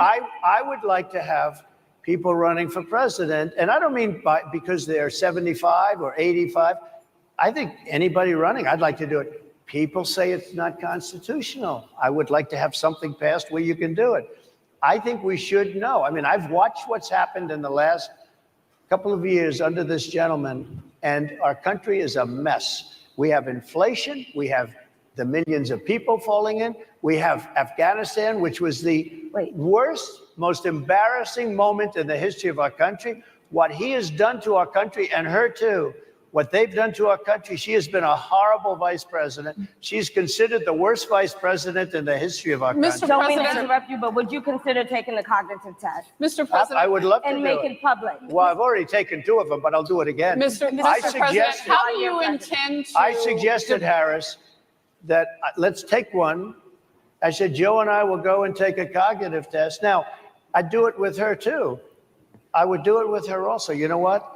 She failed her law exam. She didn't pass her law exam, so maybe she wouldn't pass the cognitive test. Mr. President. Are you saying she wouldn't pass? Just to be clear, I'm just giving you the facts. to be clear, you don't think I'm Harris? just How do you giving you the intend, facts. She and didn't look, pass her bar exam, and she didn't think she would pass it, and she didn't think she was going to have to pass it. And I don't know what happened. Maybe she passed it. She did pass it. There's a She man did- over she here. I did in think fact pass he it. must work for Mr. her. President, I would love to ask you about January 6th. You've called yourself the candidate of law and order. Yeah. When Time Magazine asked you if you would consider pardoning all the rioters, you said, yes, absolutely. Sure. You called them So patriots. why didn't he? 140 police officers were assaulted that day. Their injuries included What? broken bones. At least one officer lost an eye. One had 2 cracked ribs, 2 smashed spinal discs. Another had a stroke. Were the people who assaulted those 140 officers, including those I just mentioned, patriots who deserve pardons? Well, let me bring it back to modern day. Like about 5 days ago, we had an attack on the Capitol, a horrible attack on the Capitol. You saw the people that were protesting and spraying these incredible monuments, bells, lions, all these magnificent limestone and granite with red paint, red spray paint that will never actually come off, especially in the limestone. It will never, I'm a builder, I know about this stuff. It'll never, you'll see it in 100 years from now. They viciously attacked our government. They fought with police. They fought with them much more openly than I saw on January 6th. What's going to happen to those people? What's going to happen to the people in Port?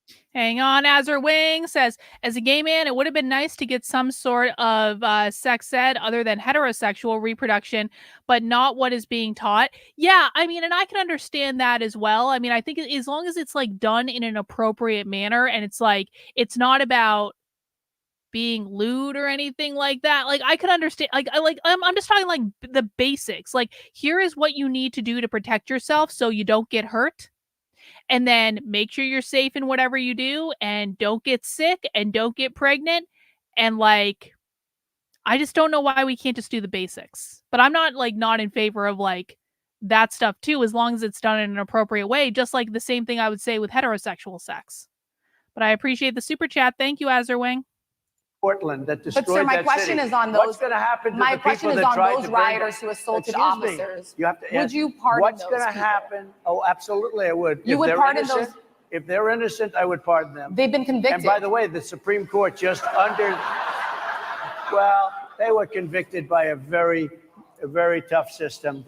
How come the people that tried to burn down Minneapolis, how come the people that took over a large percentage of Seattle, how come nothing happened to them? How come the But people sir, we're that, talking about how people come that the were people- seen no, beating We're officers talking with about federal flagpoles, buildings. dragging them down the stairs. They're on They video. try- Have you seen that Really? video, Oh, sir? really? Well, they you would shot- pardon those. You would pardon those rioters? They shot a young lady in the face who was protesting. They shot her in the face. You know, nobody died that day. You do know that. But people died in Seattle.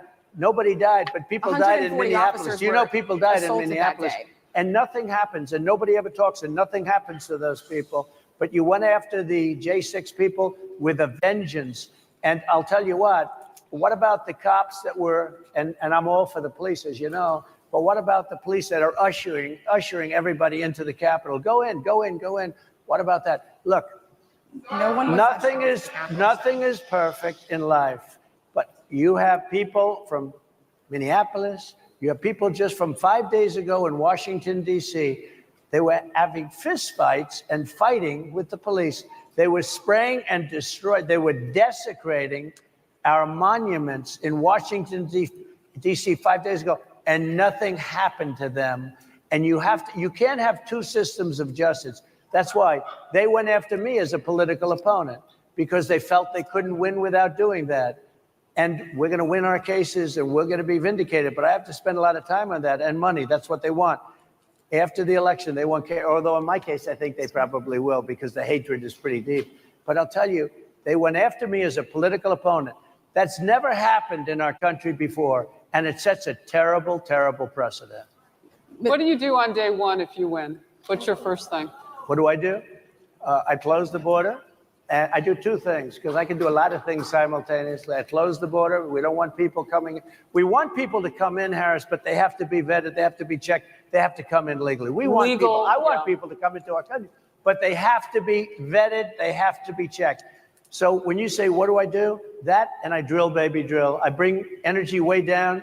I bring interest rates down. I bring inflation way down, so people can buy bacon again, so people can buy a ham sandwich again, so that people can go to a restaurant and afford it. Because right now, people can't buy food. Your grocery bills are up 40, 50, 60%, right? She's agreeing to me. Oh, she's agreeing. Thank you. I like you very much. Mr. President, I think we are. But it's true. Your grocery bills are up. And then they're mandating that you buy an all-electric car. You know, Elon Musk endorsed me, and he's a friend of mine. He's a good guy. He's a smart guy. But I'm against everybody having an electric car, okay? I'm very much against that. You have to be able to, if you want a hybrid or if you want a gasoline-propelled car. But, you know, we have more liquid gold, gasoline, oil, under our feet than any other country. More than Saudi Arabia, more than Russia, more than any other country. I want to use it. I want to use what we have. I want to bring down prices, bring down costs. And I also have to stop the invasion. And remember, they're taking your jobs. These people coming in are taking your jobs. Project 2025. I think we have to leave it there by the Trump team. All right. So leave it. That is the last word. Thank you so much, Mr. Trump, for coming today and joining us. Well, thank you very much. They've been telling us. Thank you. Thank you, everybody, very much. Great Thank honor. you, Mr. President. Thank you. Wow. All right. Well, I want to watch some other stuff because that was awful. That was a really effing bad idea. Whoever had that idea should be fired. Whoever is doing Trump's media training should be fired. Whoever is prepping Trump for anything should be fired. Like, that was bad.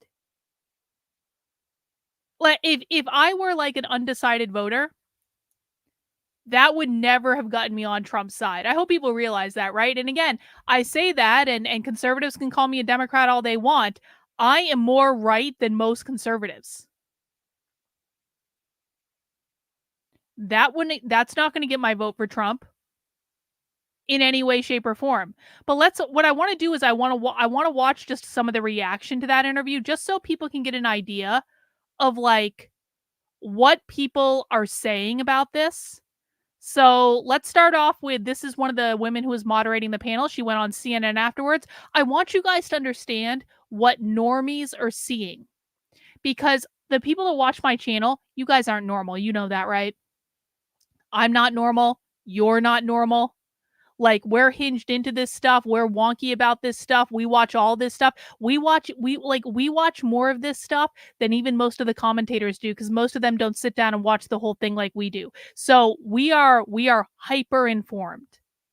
Normies are not hyper informed. Normies basically get the news that the normal media presents and they don't question it. And so I want you guys to see what normies are seeing out of all this.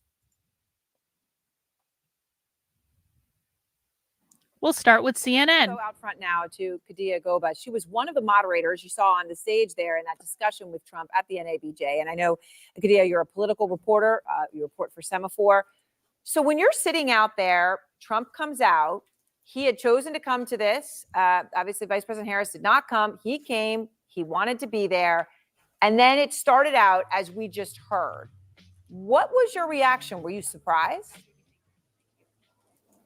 Yeah, I was shocked. I didn't anticipate that because I figured if the former president made the effort to come to Chicago in front of a bunch of journalists, Black journalists, he would anticipate, certain questions. So I was excited to, do the interview, and then immediately kind of sank in my seat once he started like essentially bashing the panel.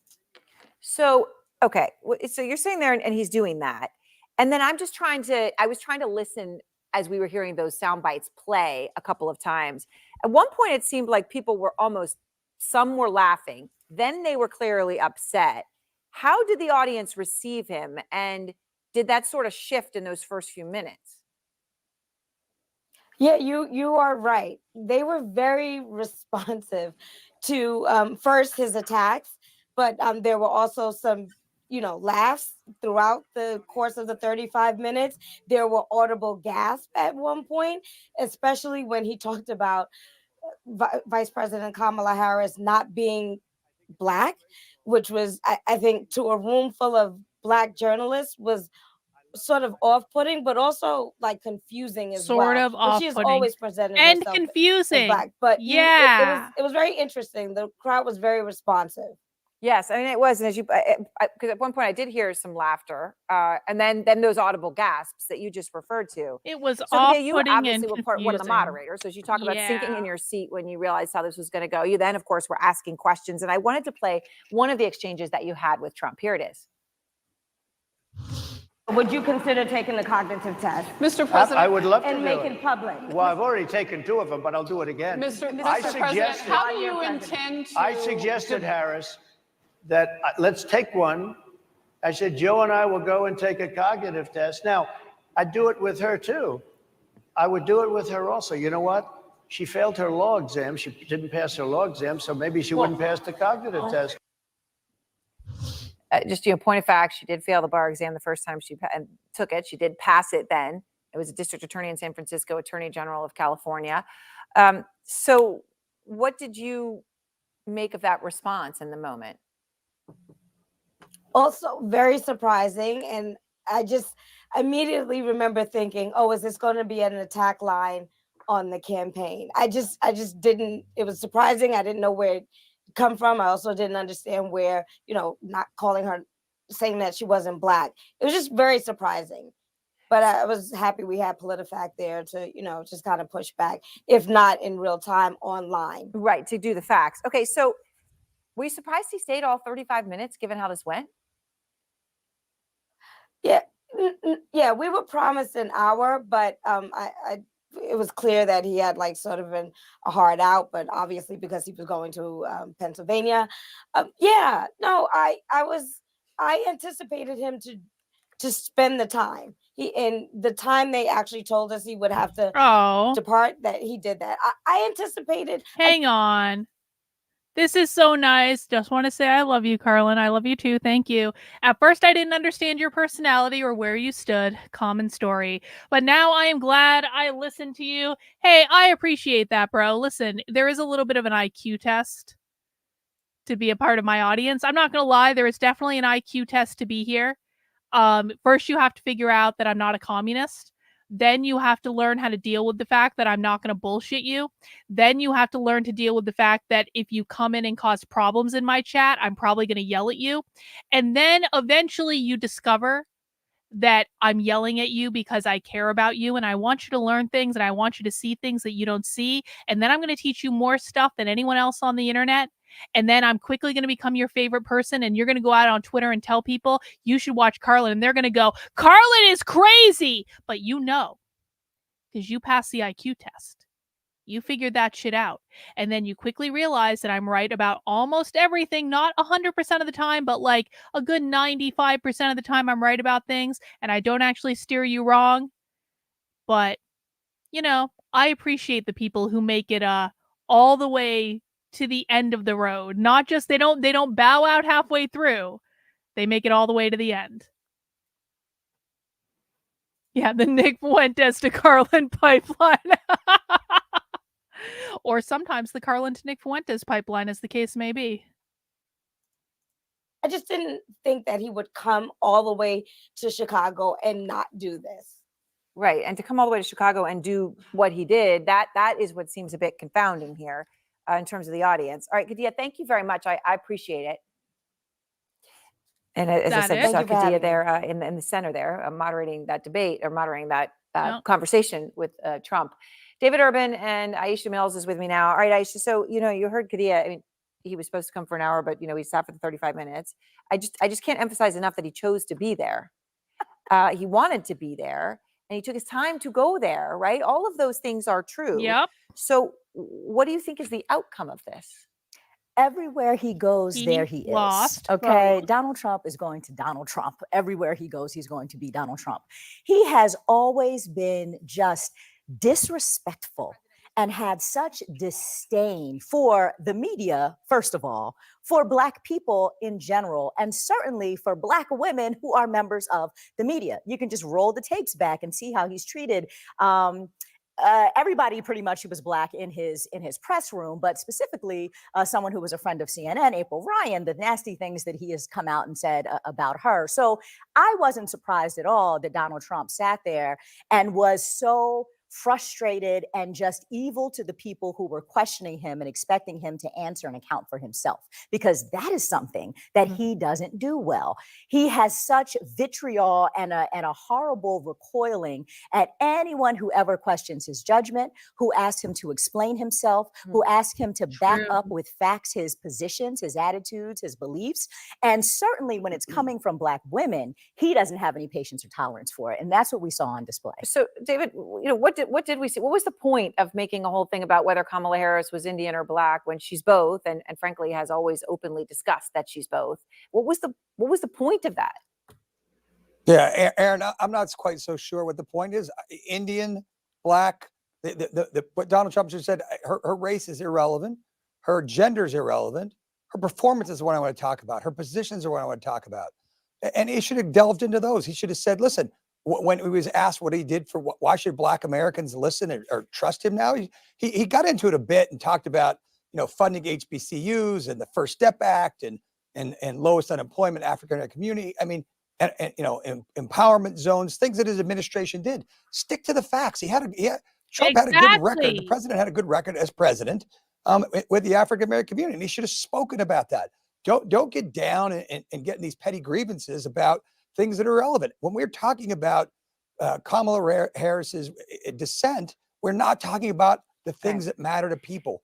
Her policies. Talk about whether she's for fracking, what that's going to mean to the people in Western Pennsylvania, whether she wants to take your guns away in states. Let's have a debate on the merits. And I would have challenged, I would have said, listen, you're journalists in this room. No one's asked her a question yet since she's been the candidate. I hope you ask her some really tough questions moving forward. I think it was a missed opportunity. I mean, there's no question. I mean, in a sense, Aisha, that's true. And David obviously is giving, his analysis as somebody, who sees the politics of this and the policy of this very differently than you do. But instead, we're actually now, and he's saying, well, hang on. So Kid says, to your great credit, you were the only one doing infiltration ops, not collecting a paycheck for it. Well, I'm funded by people who watch my content. So I'm funded by people who subscribe to my Substack. I'm funded by people who buy merch in my store. I'm funded by people who contribute to crowdfunding campaigns I've done. I'm funded by people who send in super chats. So it's not that I'm not collecting a paycheck, and I'm not collecting a formal paycheck, but it's not as though I'm not funded for it. I'm just funded by normal people. I'm not funded by any sort of organization. And that's very deliberate because I want to be beholden to normal people. I don't want to be beholden to a political interest. I think you are still one of the only people doing opposite side coverage that isn't sensationalist. That's true. That is 100% absolutely true. Thank you, Kid. I appreciate it. Let's go and watch what The Daily Show said about this. I haven't watched The Daily Show in forever.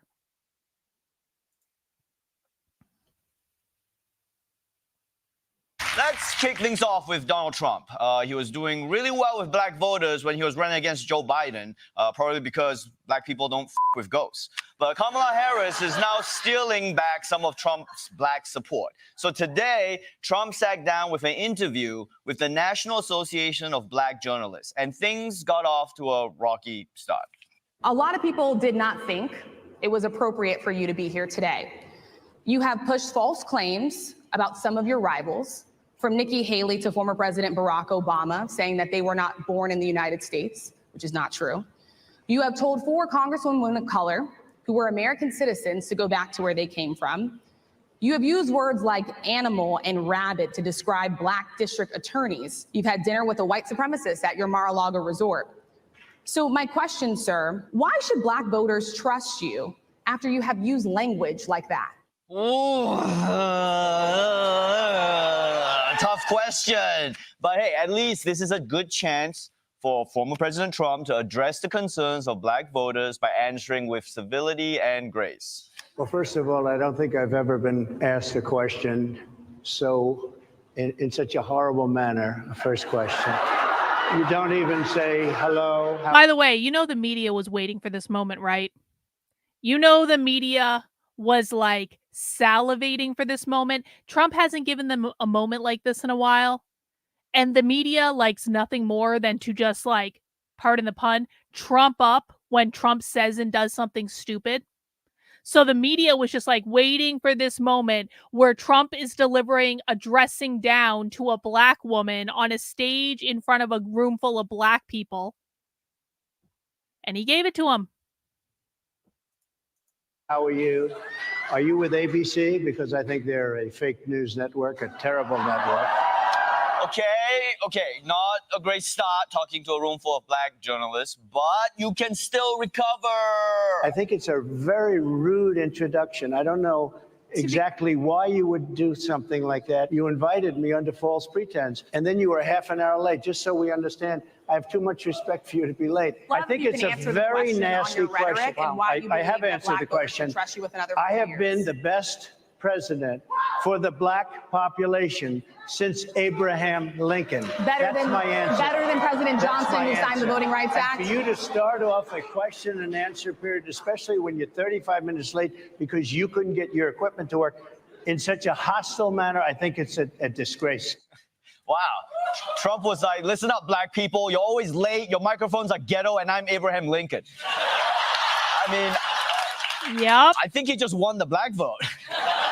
For most politicians or anyone else on earth. That's actually not the best, not the worst recantation of events. As we're weighing, Trump needs to learn the media is going to take everything he says out of context. He needs to not give them the chance to. Well, he should have already learned this. This is the 3rd time Trump is running for president.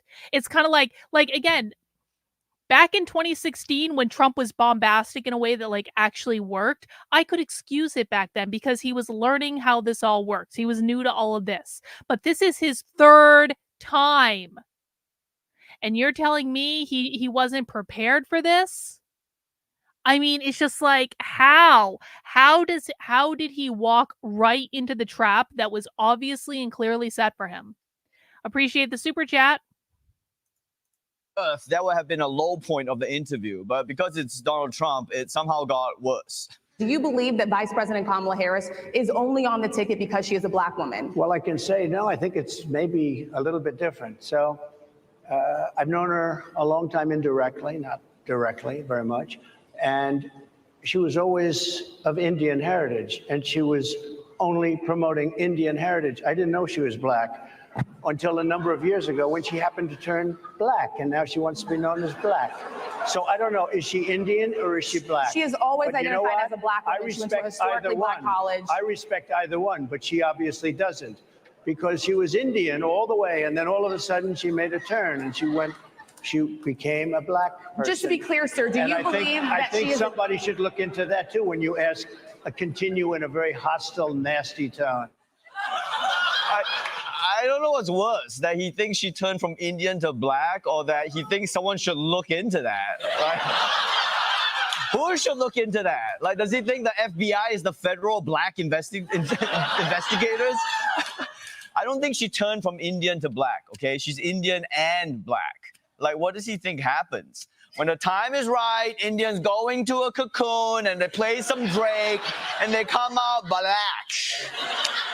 It's very clear that Trump doesn't quite know how to handle Kamala Harris right now. He's trying to find the angle of attack. True. And today, he True. was hitting her race. Yesterday, he was hitting her age. She is younger, but I mean, she's 60 years old. A lot of people, I didn't realize she was 60. I thought she was a little younger, but she's 60. She's 60? I guess Trump just discovered that black don't No crack. shit. I mean, didn't know this she is was going to be that the first old. time he does birtherism as a compliment. Like, show us your birth certificate because you don't look a day over 50, okay? So just drop the skincare routine, girl. I bet Trump spent the rest of the day just Googling how old other black people are. Like, Morgan Freeman, 200 years old, question mark? To be fair, Trump does have some substantive criticisms of Kamala, but he can't seem to say them without making it gross and personal. Like when he was asked about how she would do in negotiations with foreign leaders. How would they consider a Harris presidency? That's just in geopolitics. I think they'll walk all over her. I think they'll look at her. I think they'll walk all over her. She'll be so easy for them. She'll be like a play toy. They look at her and they say, we can't believe we got so lucky. They're going to walk all over her. Bro. And I don't want to say as to why, but a lot of people understand it. He's like, I don't want to say why she'd be a bad president, but, you know, the hee-hee and the hoo-ha and the fellas get it. I'm pretty sure Kamala can handle world leaders, okay? I mean, she did just overthrow the president of the United States.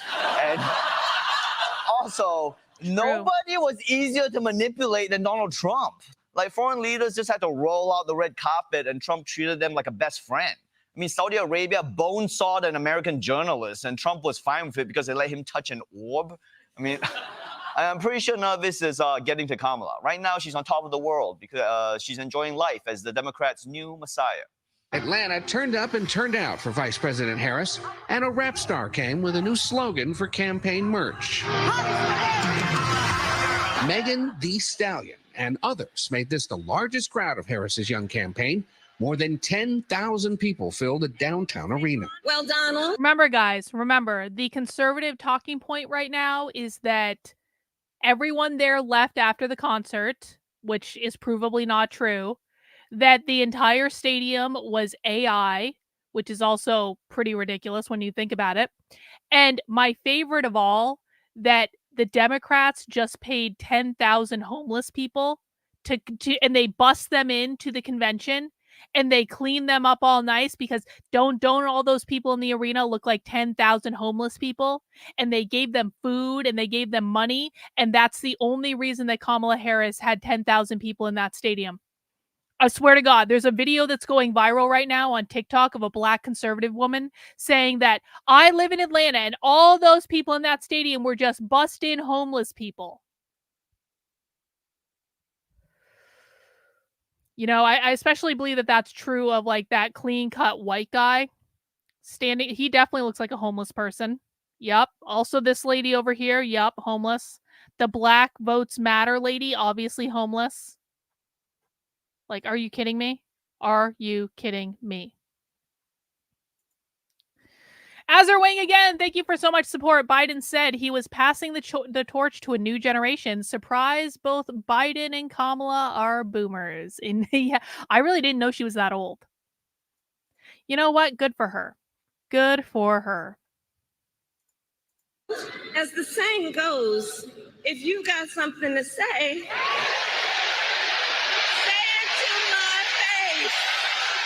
Thousands waited hours to see Harris speak. Does she make it easier for Democrats to win All Georgia homeless people. Remember, Yeah, all we're so homeless excited. people. We don't have to vote for Joe Biden anymore. Boo, Joe Biden, boo. You know, I do feel bad for Biden. Like, everyone's going crazy for Kamala, and he's at home with COVID going, who is Kamala? And I've never seen so much joy for a statistical tie. This is like when people cheer after their plane lands. It's supposed to land, okay? That's a bare minimum. For more on the enthusiasm around the Vice President Harris, we go live to one of her rallies in Houston with Michael Costa. Thanks, Ryan. Thank you. Michael. What's the feeling down there? It's electric, Ronnie. I haven't seen Democrats this excited since they came out with that 5th COVID booster. Okay, wow, they do sound pumped, but can the Democrats build on this momentum? They definitely can, Ronnie, and there's only one way to do it. Kamala Harris has to drop out. Wait, what do you mean she has to drop out? Why?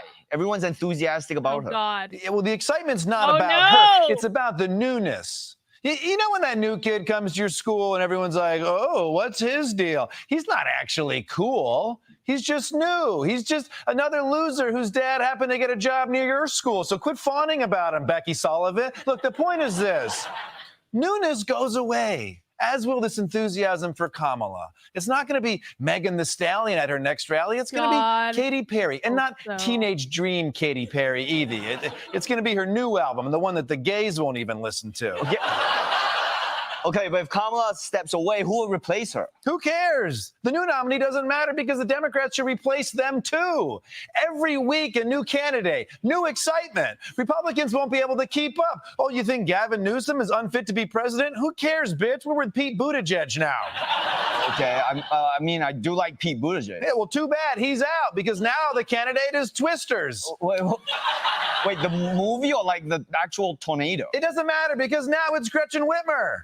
Okay, Costa, when does this end? Okay, who's actually going to be the nominee on Election Day? Well, after Whitmer and Shapiro and Tom Hanks and that Pommel Horse guy, they're finally going to reach the last possible nominee, Joseph Robinette Biden. Wait, Biden again? That's why this whole thing started. Yeah, exactly. And as soon as he takes the oath of office, he resigns in favor of his VP, Kamala Harris, and the excitement loop begins again, Ronnie. Wow, how very Buddhist. Michael Costa, everybody. All right. Well, I guess we should balance out our media consumption by seeing what Fox News had to say about all this. Let's see. Oh, MSNBC. Actually, let's watch MSNBC. What did MSNBC say? An epic meltdown from the ex-president this afternoon, speaking with three journalists at the National Association of Black Journalists Conference in Chicago. A conversation that imploded right before our very eyes on live TV, essentially right out of the gates. Trump immediately breaking into a tirade against the first moderator, Rachel Scott of ABC News, who asked him about his past comments on race. And then Trump questioned Vice President Kamala Harris's racial identity. Take a listen. Some of your own supporters, including Republicans on Capitol Hill, have labeled Vice President Kamala Harris, who is the first Black and Asian American woman to serve as vice president and be on a major party ticket, as a DEI hire. Is that acceptable language to you? And will you tell those Republicans and those supporters to stop it? How do you define DEI? Go ahead.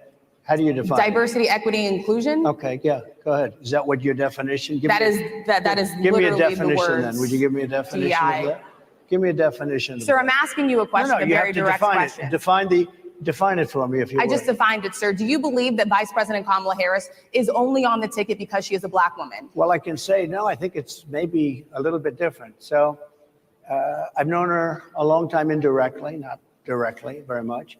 And she was always of Indian heritage, and she was only promoting Indian heritage. I didn't know she was Black until a number of years ago when she happened to turn Black, and now she wants to be known as Black.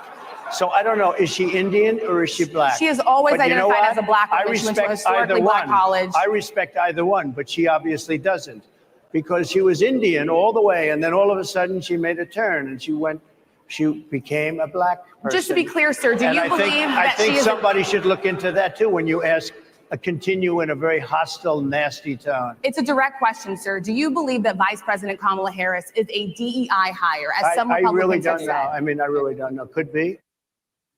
It's amazing he's gotten away with that for as long as he has, but it appears to be over.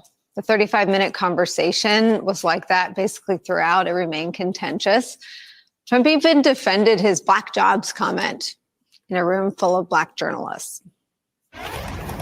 I will tell you that coming from the border are millions and millions of people that happen to be taking black jobs.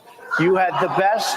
What exactly is a black job, sir? A black job is anybody that has a job. That's what it is. Anybody that has a job. All right.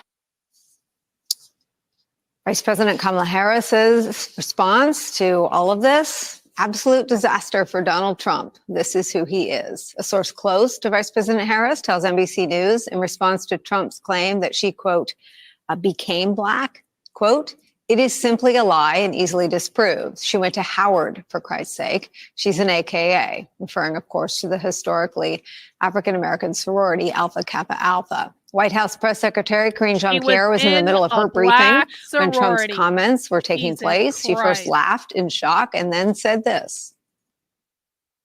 As a person of color, as a black woman who is in this position that is standing before you at this podium behind this lectern, what he just said, what you just read out to me is repulsive, it's insulting, and, you know, no one has any right to tell someone who they are, how they identify.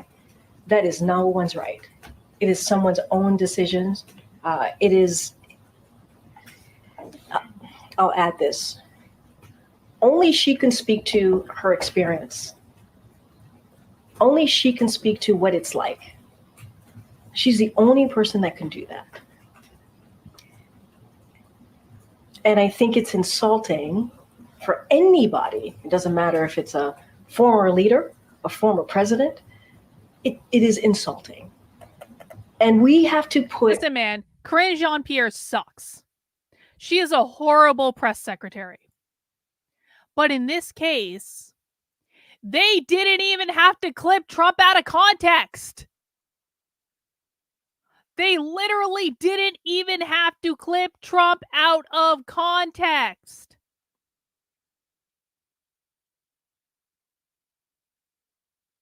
It's like, bro. She is the vice president of the United States. And for everyone in the chat saying, I know white people who went to an historically black college or university, or I was a white person and went to an historically black college or university, that does not actually change the fact that it is still a historically black college and university. It does not change the fact that you don't speak to me like this on my channel. You might speak to other people like this on their channels. You do not speak to me like this on my channel. It does not change the fact that Kamala Harris was in a black fucking sorority. But you know what? Like, if this is the line, oh, you think it's funny? Oh, wow, you just got permanently banned. Goodbye. If this is the line that conservatives want to run with, and you honestly think you're going to win an election, good fucking luck, bro. Good fucking luck. It's Kamala Harris. We have to put some respect on her name. Before we start today with some of our favorite experts and friends, the Reverend Al Sharpton joins us. He hosts Politics Nation right here on MSNBC. He's also the president of the National Action Network. With me at the table, former senator and co-host of MSNBC's How to Win 2024 podcast. Our friend Claire McCaskill's here. Also joining us, NBC News correspondent Yamiche Alcindor. She was at the convention in Chicago watching Trump's appearance as it took place. She's also our correspondent on the Harris campaign. Yamiche, let me start with you. Just go through, I don't even know how you rank the offenses, not just to the people in the room, but to everybody. But take a stab at it for us. Well, I think this was really a remarkable moment in what has been a remarkable campaign season. To see former President Trump in front of a group of Black journalists who invited him to answer questions about policy, about his views on the campaign trail, about his views about America and his vision for the future, and to have him go after Vice President Harris in this way that is really, really questioning her identity, questioning her authenticity, was really, really something to behold. And I think as someone who's covering the Harris campaign, and it was covered, frankly, the vice president when she was a senator way back, more than a decade now, I've been following her work and interviewing her. It's very clear that she's been you think they're not hitting him hard on this? They're going to use this against him every single day up until the election. This was like the lead story on all the different mainstream media news shows yesterday. You think they're not hitting hard on this? No one cares that you guys are saying she isn't black. Literally, no one buys that line except for like brainwashed fucking magatards that are like, she's not black, she's Indian. And even if she were black, she wasn't African American. No one cares. It is not going to be a how many people do you guys think are factoring into their voting process? Gee, is Kamala Harris African American, or is she Indian American, or is she Jamaican American? Which one is she? Because, I would never vote for an Indian American for president, but maybe an African American would be all right. But if Kamala Harris isn't an African American, she's just a Jamaican American, I don't know, those Jamaicans are a little bit suspect. Like, do you really think that that's what's going on in people's heads? Honestly. Do you actually think that's what's happening? Do you actually think you're going to be able to convince normal people that Kamala Harris isn't black? Because if you guys think that, you are more low IQ retarded than I ever gave you credit for. Honest to God. There is no universe in which the voting public is going to be like, you know what? I was going to vote for Kamala Harris until I learned that she was not African American. She was Indian American. And then it's just like off the table. Are you guys fucking retarded?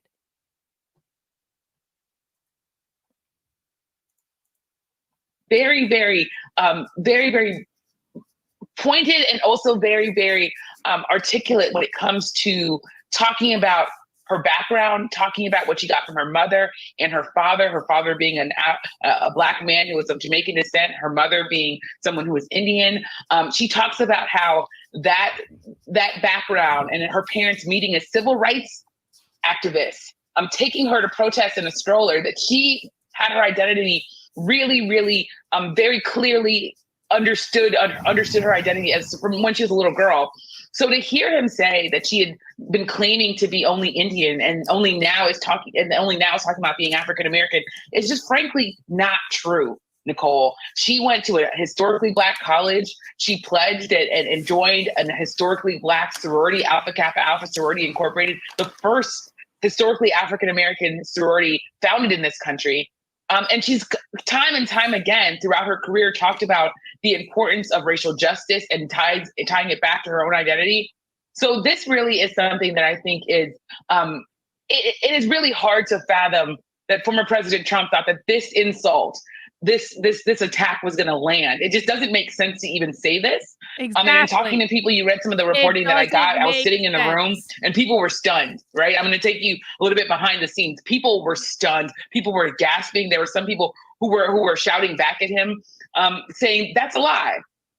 So the room, the atmosphere, I think, was already sort of tense because this is a president that has attacked a member of National Association Black journalists. There was a lot of questions whether or not he should be invited. Everyone had different opinions. But when he started sort of talking about her race, it really just I think really made the room feel very much like this is a palpable anger from some people. And again, journalists, we're covering him objectively, we're covering him fairly. But I think when you start to say things that are just simply not true and going after someone's blackness, it really hurts. And I want to just read to you some of the things that I got when I was texting Harris sources. One person said he's completely unhinged. This is Trump. He cannot help himself. As you said, someone else says this completely insulting and repulsive. Exactly what Karine Jean-Pierre said from the podium. Someone else said it's simply a lie, easily disproven. She went to Howard for Christ's sake.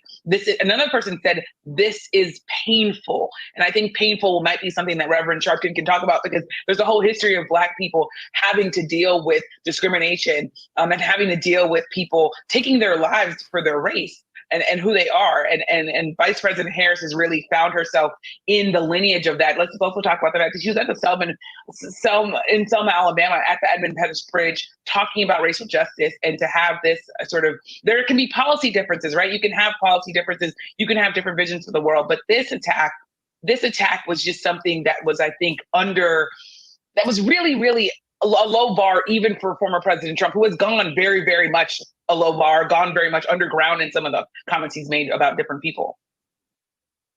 I just can't. I can't, conservatives. I fucking can't with this.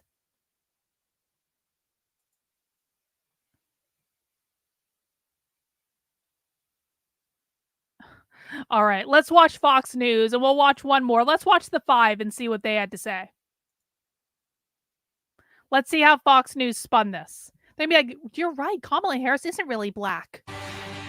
Donald Trump clashing with reporters at the National Association of Black Journalists Conference. Trump's invitation didn't come without backlash from some attendees, with the co-chair of the event resigning over the organization's decision to host him.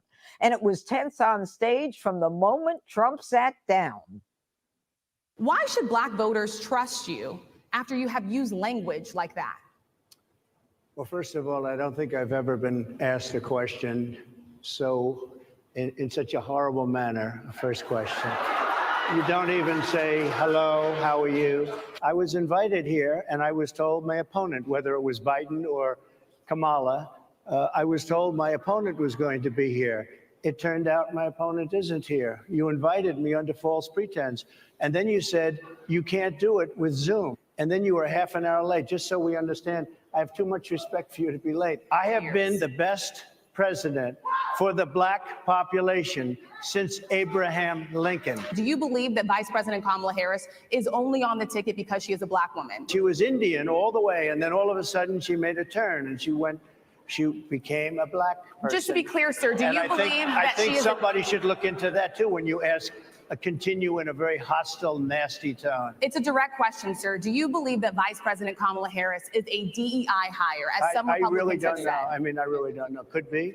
There are some. We have you for a limited time, sir. I'd love to move on to different No, topics. excuse you. You're the one that held me up for 35 minutes, just so you understand.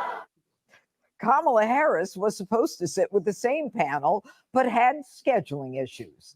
The organization is hoping to have her join in September, but that didn't stop Trump from keeping her in the conversation. Would you consider taking the cognitive test? Mr. President, I would love to and do make it. it public. Well, I've already taken 2 of them, but I'll do it again. Mr. President, how do you intend to... I suggested, Harris, that let's take one. I said, Joe and I will go and take a cognitive test. Now, I'd do it with her too.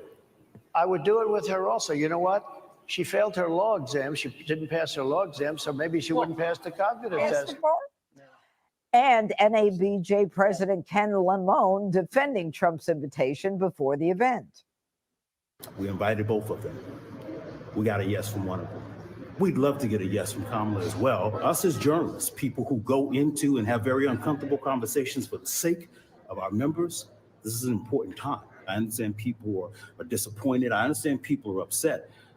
It is our job also to offer that opportunity for those candidates to be here. All right, Tyrus, I'll start with you. So 35 minutes late, he has to wait. He's told his opponent's going to be there. She's not there. There's a lot of objection to his even being there. The co-chair of the event apparently resigned or stepped down. Not a modicum of respect, he says, but how do you think he did? Phenomenal. You know what? Oh it's amazing you can break it down to this. Since they like to group, this is black voters and white voters, and black this and black that, and white this and white that. But when they... Hello, Black person on this panel. How do you think Trump did? He was just perfect. He made no mistakes. He was phenomenal on this panel. I just don't know why everyone is upset. had an event, he showed up. Oh. The Democrats didn't. So that should mean something. And they made him wait. They made him late. Did he leave? He would have been within his reason to be like, listen, I'm running for president of the United States. My time's valuable.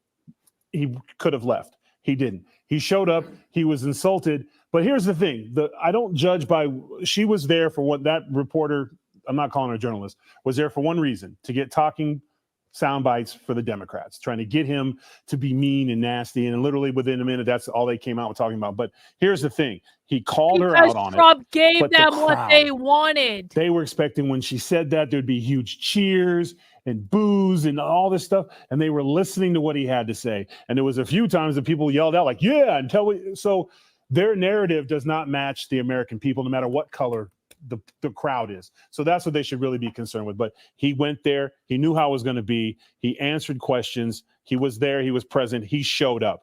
And I thought So this is why conservatives are so delusional. Is this what Fox News is like every single day? Do we have to start watching Fox News to try to figure out why conservatives are so delusional? Is Dan Bongino doing this stuff too? Like, who else do we need to watch? I know Charlie Kirk is shilling this. Like, is this why conservatives have no fucking idea what's going on in reality? statements. It was great. And he didn't allow them to change the narrative or get him. He was exactly who he was supposed to be. And this was a big day for him. And, Dana, what about the fact that Trump has gone to places where Republican candidates have avoided? I mean, South Bronx, Harlem, he went here, he waited. Yeah, so I admire that, right? Because if you can say a lot of things about the Trump fans ticket, if you like them, you don't like them, whatever. But they're working for it. They're working hard, and maybe the numbers are going to even out. But before Biden pulled out, one of the things we talked about regularly was just the numbers that were collapsing for Biden on the black vote, for example. So he won like 91% of the black vote in 2020. Trump had him getting about, I think that Biden was down like 73%. So the Republican Party doesn't need to win all of the black vote in order to win. They need to win more than they have before. And so addition is better than subtraction when it comes to politics. And again, they're working for it. Thing is, yes, you're probably going to get some hostile questions. Got to be ready for them. I worked for a boss who, if people were running late, he did not like it.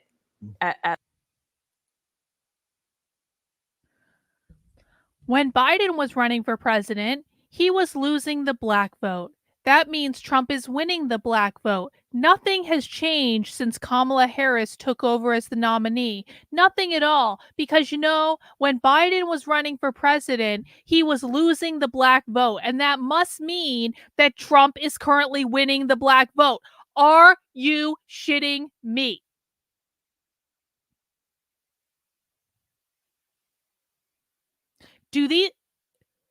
Were there any other factors that maybe changed when Joe Biden dropped out of the race? Any other factors at all? Does Dana Perino really think that Kamala Harris is not winning the black vote?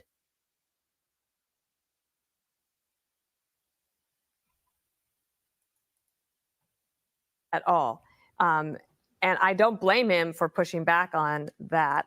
I do wonder how much video, right? Because not a lot of people watch things on television necessarily anymore. This will be sliced and diced into 100 different ways. But I think that the fact that he went there is important. No. She could have gone. No. Do not bring this fucking retardia into my chat. This is the typical conservative right here. Just because Kamala is the opponent doesn't mean she's winning the black vote. She's not even black. Are you fucking kidding me? Please tell me that you're being ironic. Please tell me that you do not unironically believe that Kamala Harris is not going to win the black vote because she's not even black. Please tell me this is some kind of sick joke.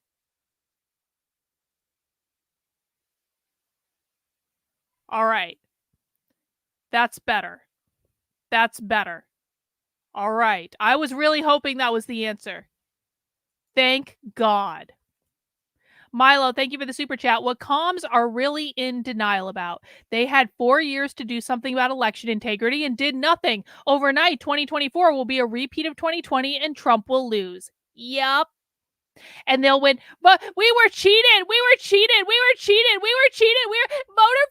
fraud. Well, what the fuck did you do about it?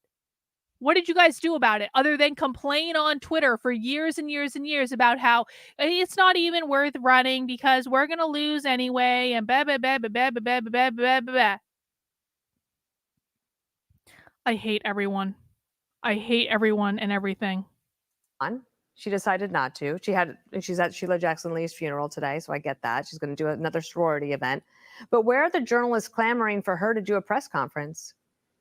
There's no demand that Kamala Harris start answering a bunch of questions. I think that if she had gone, she would have gotten some pretty tough questions. Yeah, and she probably would not have been able to answer them well. One of the things, Harold, that Donald Trump has is more support among Black voters than any other presidential candidate has. Yo, Benjamin Jackson! Republican Thank you, Benjamin presidential Jackson. I candidate has appreciate had. you as Do you always. expect that's going to continue, or do you think Kamala Harris takes some of that? I like Benjamin Jackson super chats the best because he just sends me money. He doesn't ask me to read a message or anything. He just sends money. No, I'm just kidding. If Benjamin Jackson ever wants to send a message, that's totally okay. I sometimes like reading messages. Sometimes you guys write weird things that I don't agree with, but that's okay too. That's all right. I appreciate it, bro. Thank you. Carlin, if you want to know why conservatives are retarded, consider reading. I don't want to read the fucking Talmud. The Talmud is like 8,000 pages long. Listen, I appreciate like someone else can read the Talmud. I briefly thought about reading the Talmud until I learned exactly how long the Talmud is. And then I was like, nope, that's not going to happen. No. There are better things I can spend time on. I'll just watch a video about it or something. And then I'll get Adam King to explain it to me. Here's what I'm going to do. I have a whole bunch of Talmud videos that I saved when all the Groypers sent them to me. And I'm going to watch a bunch of Talmud videos so I can learn how bad the Talmud is. And then I'm going to talk to Adam King and I'm going to say, Adam King, how much of this stuff is real and how much of this stuff is fake? And so then I'm going to balance out the bad propaganda Talmud videos with a conversation with a Jew that understands this stuff. So I can't possibly be anti-Semitic. That's my plan. From him. Well, it's good to see you and good to be back around the table. It's been a while. I'd say a couple of things. I agree largely with what Tyrus and Dana have said. I think, number one, I don't know how as a journalist you could be surprised that someone either accepts your invitation or declines your invitation. And just because one of the people accepts the invitation, it might be a person whom you may personally have issues with or disagree with. But if you're part of an organization, the second part, you're a journalist organization. This is not a cooking organization.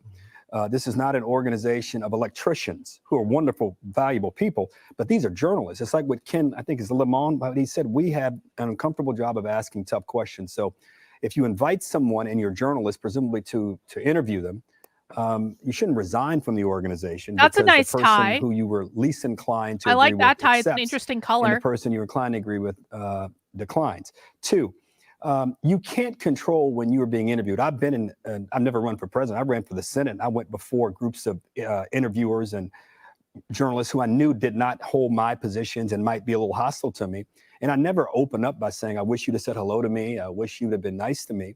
I thought he missed an opportunity to press. I disagree slightly with Tyrus in this regard. I would have just laid out all the things. I watched a lot of it. I would have just laid out all the things that you've done. The president believes that he's done to help Black voters, help Black Americans. I certainly would not have questioned whether or not Kamala Harris is Black or she's in. And I thought, no, because, that was a mistake. I mean, look, I agree with you wholeheartedly about him going there, but Dana made the point also, and I agree. When you go before these things, the point of a political exercise is to gain more voters. And I'd be curious to know, to answer your question, Judge, if they actually believed, if his team, because they pulled him after about 35 minutes and he was supposed to be there for an hour, if they believe he actually gained voters in this process or just excited the voters that he may already have. Now, he in his last election, I think got, was it 8 or 9% of the African-American vote? He obviously is making an intentional effort, has made an intentional decision to go after Black voters in a more aggressive way, meaning he wants more of them. And I'm not convinced that if I were him, I would have handled it like this. I thought there was probably a more effective way to handle it, but I give him credit for going, and I give him credit for sitting there. But I don't quite know if he achieved. If I was his advisor, I'd sit back and say, I don't know if we handled that one right. What do the you actual think, interview. Jesse? He stole the news cycle. Kamala's gotten great press over the last week and a half, and he just ripped it right back and put it right on his camp. He did that. This was a What? brave move. Everybody sees this, Oh black, my white, Hispanic. God. You're looking at a Oh guy that my talks God. straight, is real, and is courageous. He goes right into the lion's den and treats everybody the same. Doesn't matter if it's a black woman asking the question. Doesn't matter who it is. If you disrespect him, he's going to give it right back to you. It was a Megyn Kelly moment, and we love Megyn. If you have a tough question like that right out of the gate, he took it upper deck. And that's what everybody liked to see. Now, if you like Donald Trump and you watch that, you're ready now. I mean, this is a big moment for the campaign. This Oh was my a big God. confrontation in the summer, and he handled it classy. It could have been much more nasty. It was fine the way he handled it. If you're going to go in there and say, oh, maybe I'm sorry. No, where's that gotten us, Judge? We've been so politically correct the last couple of years. We're so afraid to offend illegal aliens. We don't even call them illegal aliens. We're afraid to offend Germany. We're afraid of offending China. What has that gotten us? We want a man that stands up for what he believes in. We're tired of these wishy-washy politicians. A lot of black men in the audience, a lot of white men. Yeah, and what Donald Trump believes in is that Kamala Harris isn't really black. But he's standing up for what he believes in front of a room full of fucking black people. A lot of women look at that and they may not feel totally comfortable, but they respect his position. Now, as far as who's Kamala, most of us wouldn't have gone in there and gone, who is Kamala Harris? Is she Indian? Oh my She's God. Jamaican too. Not something I would have done, but he went in there and he peeled back the curtain. And I'm embarrassed for these a lot of people. times, I think early in her I am career, she embarrassed. identified as South Asian. That might have been effective in California. Now she is considered an African-American woman. You don't hear about that. She's not African-American technically because she has a Jamaican dad.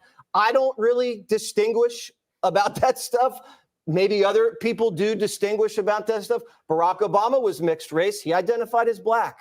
Okay, a lot of people that I know who are mixed race, sometimes they identify differently depending on the situation. And that's great. That's fine. What does this do to Donald Trump with the black community? I have no idea how this is going to play with the black community, but I do know they're going to be talking about Donald Trump in this moment for days and days and days. Yeah, they So are. He's got the moment. Yeah, got the moment. they All right, are. click here to subscribe. Yeah, they are. Yeah, they are. Yeah. Yeah. Mm-hmm. Well, things just seem to be getting worse and worse. I really don't have anything else to say. I'm actually like, I'm genuinely like, and sincerely flabbergasted that there are people out there who believe that this was a success.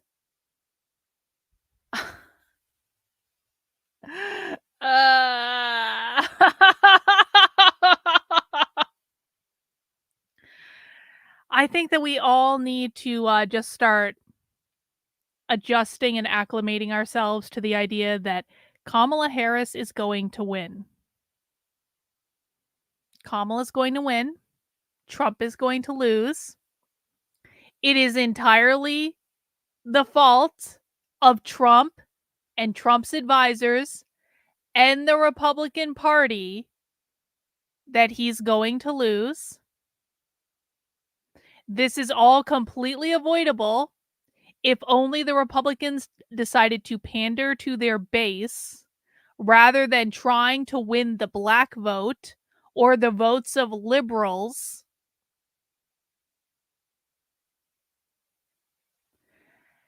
And I don't even know what to say. And it really does seem as though the majority of like MAGA supporters and like Trump people are completely oblivious to what everyone else is saying and what everyone else is thinking, and they don't listen, and they're doing it to themselves. They are literally doing it to themselves. And we are all going to suffer, and things are going to get worse. And inflation, like, this is actually, you know what, guys, this is what we need to do. This is like, everyone needs to start preparing now. If you have not yet prepared for the fact that things are going to get worse, I really do hope you guys consider this your wake-up call, because things are going to get worse. There's nothing that any of us can do about it, by the way. Ain't nothing any of us can do. We have no influence over this. We have no...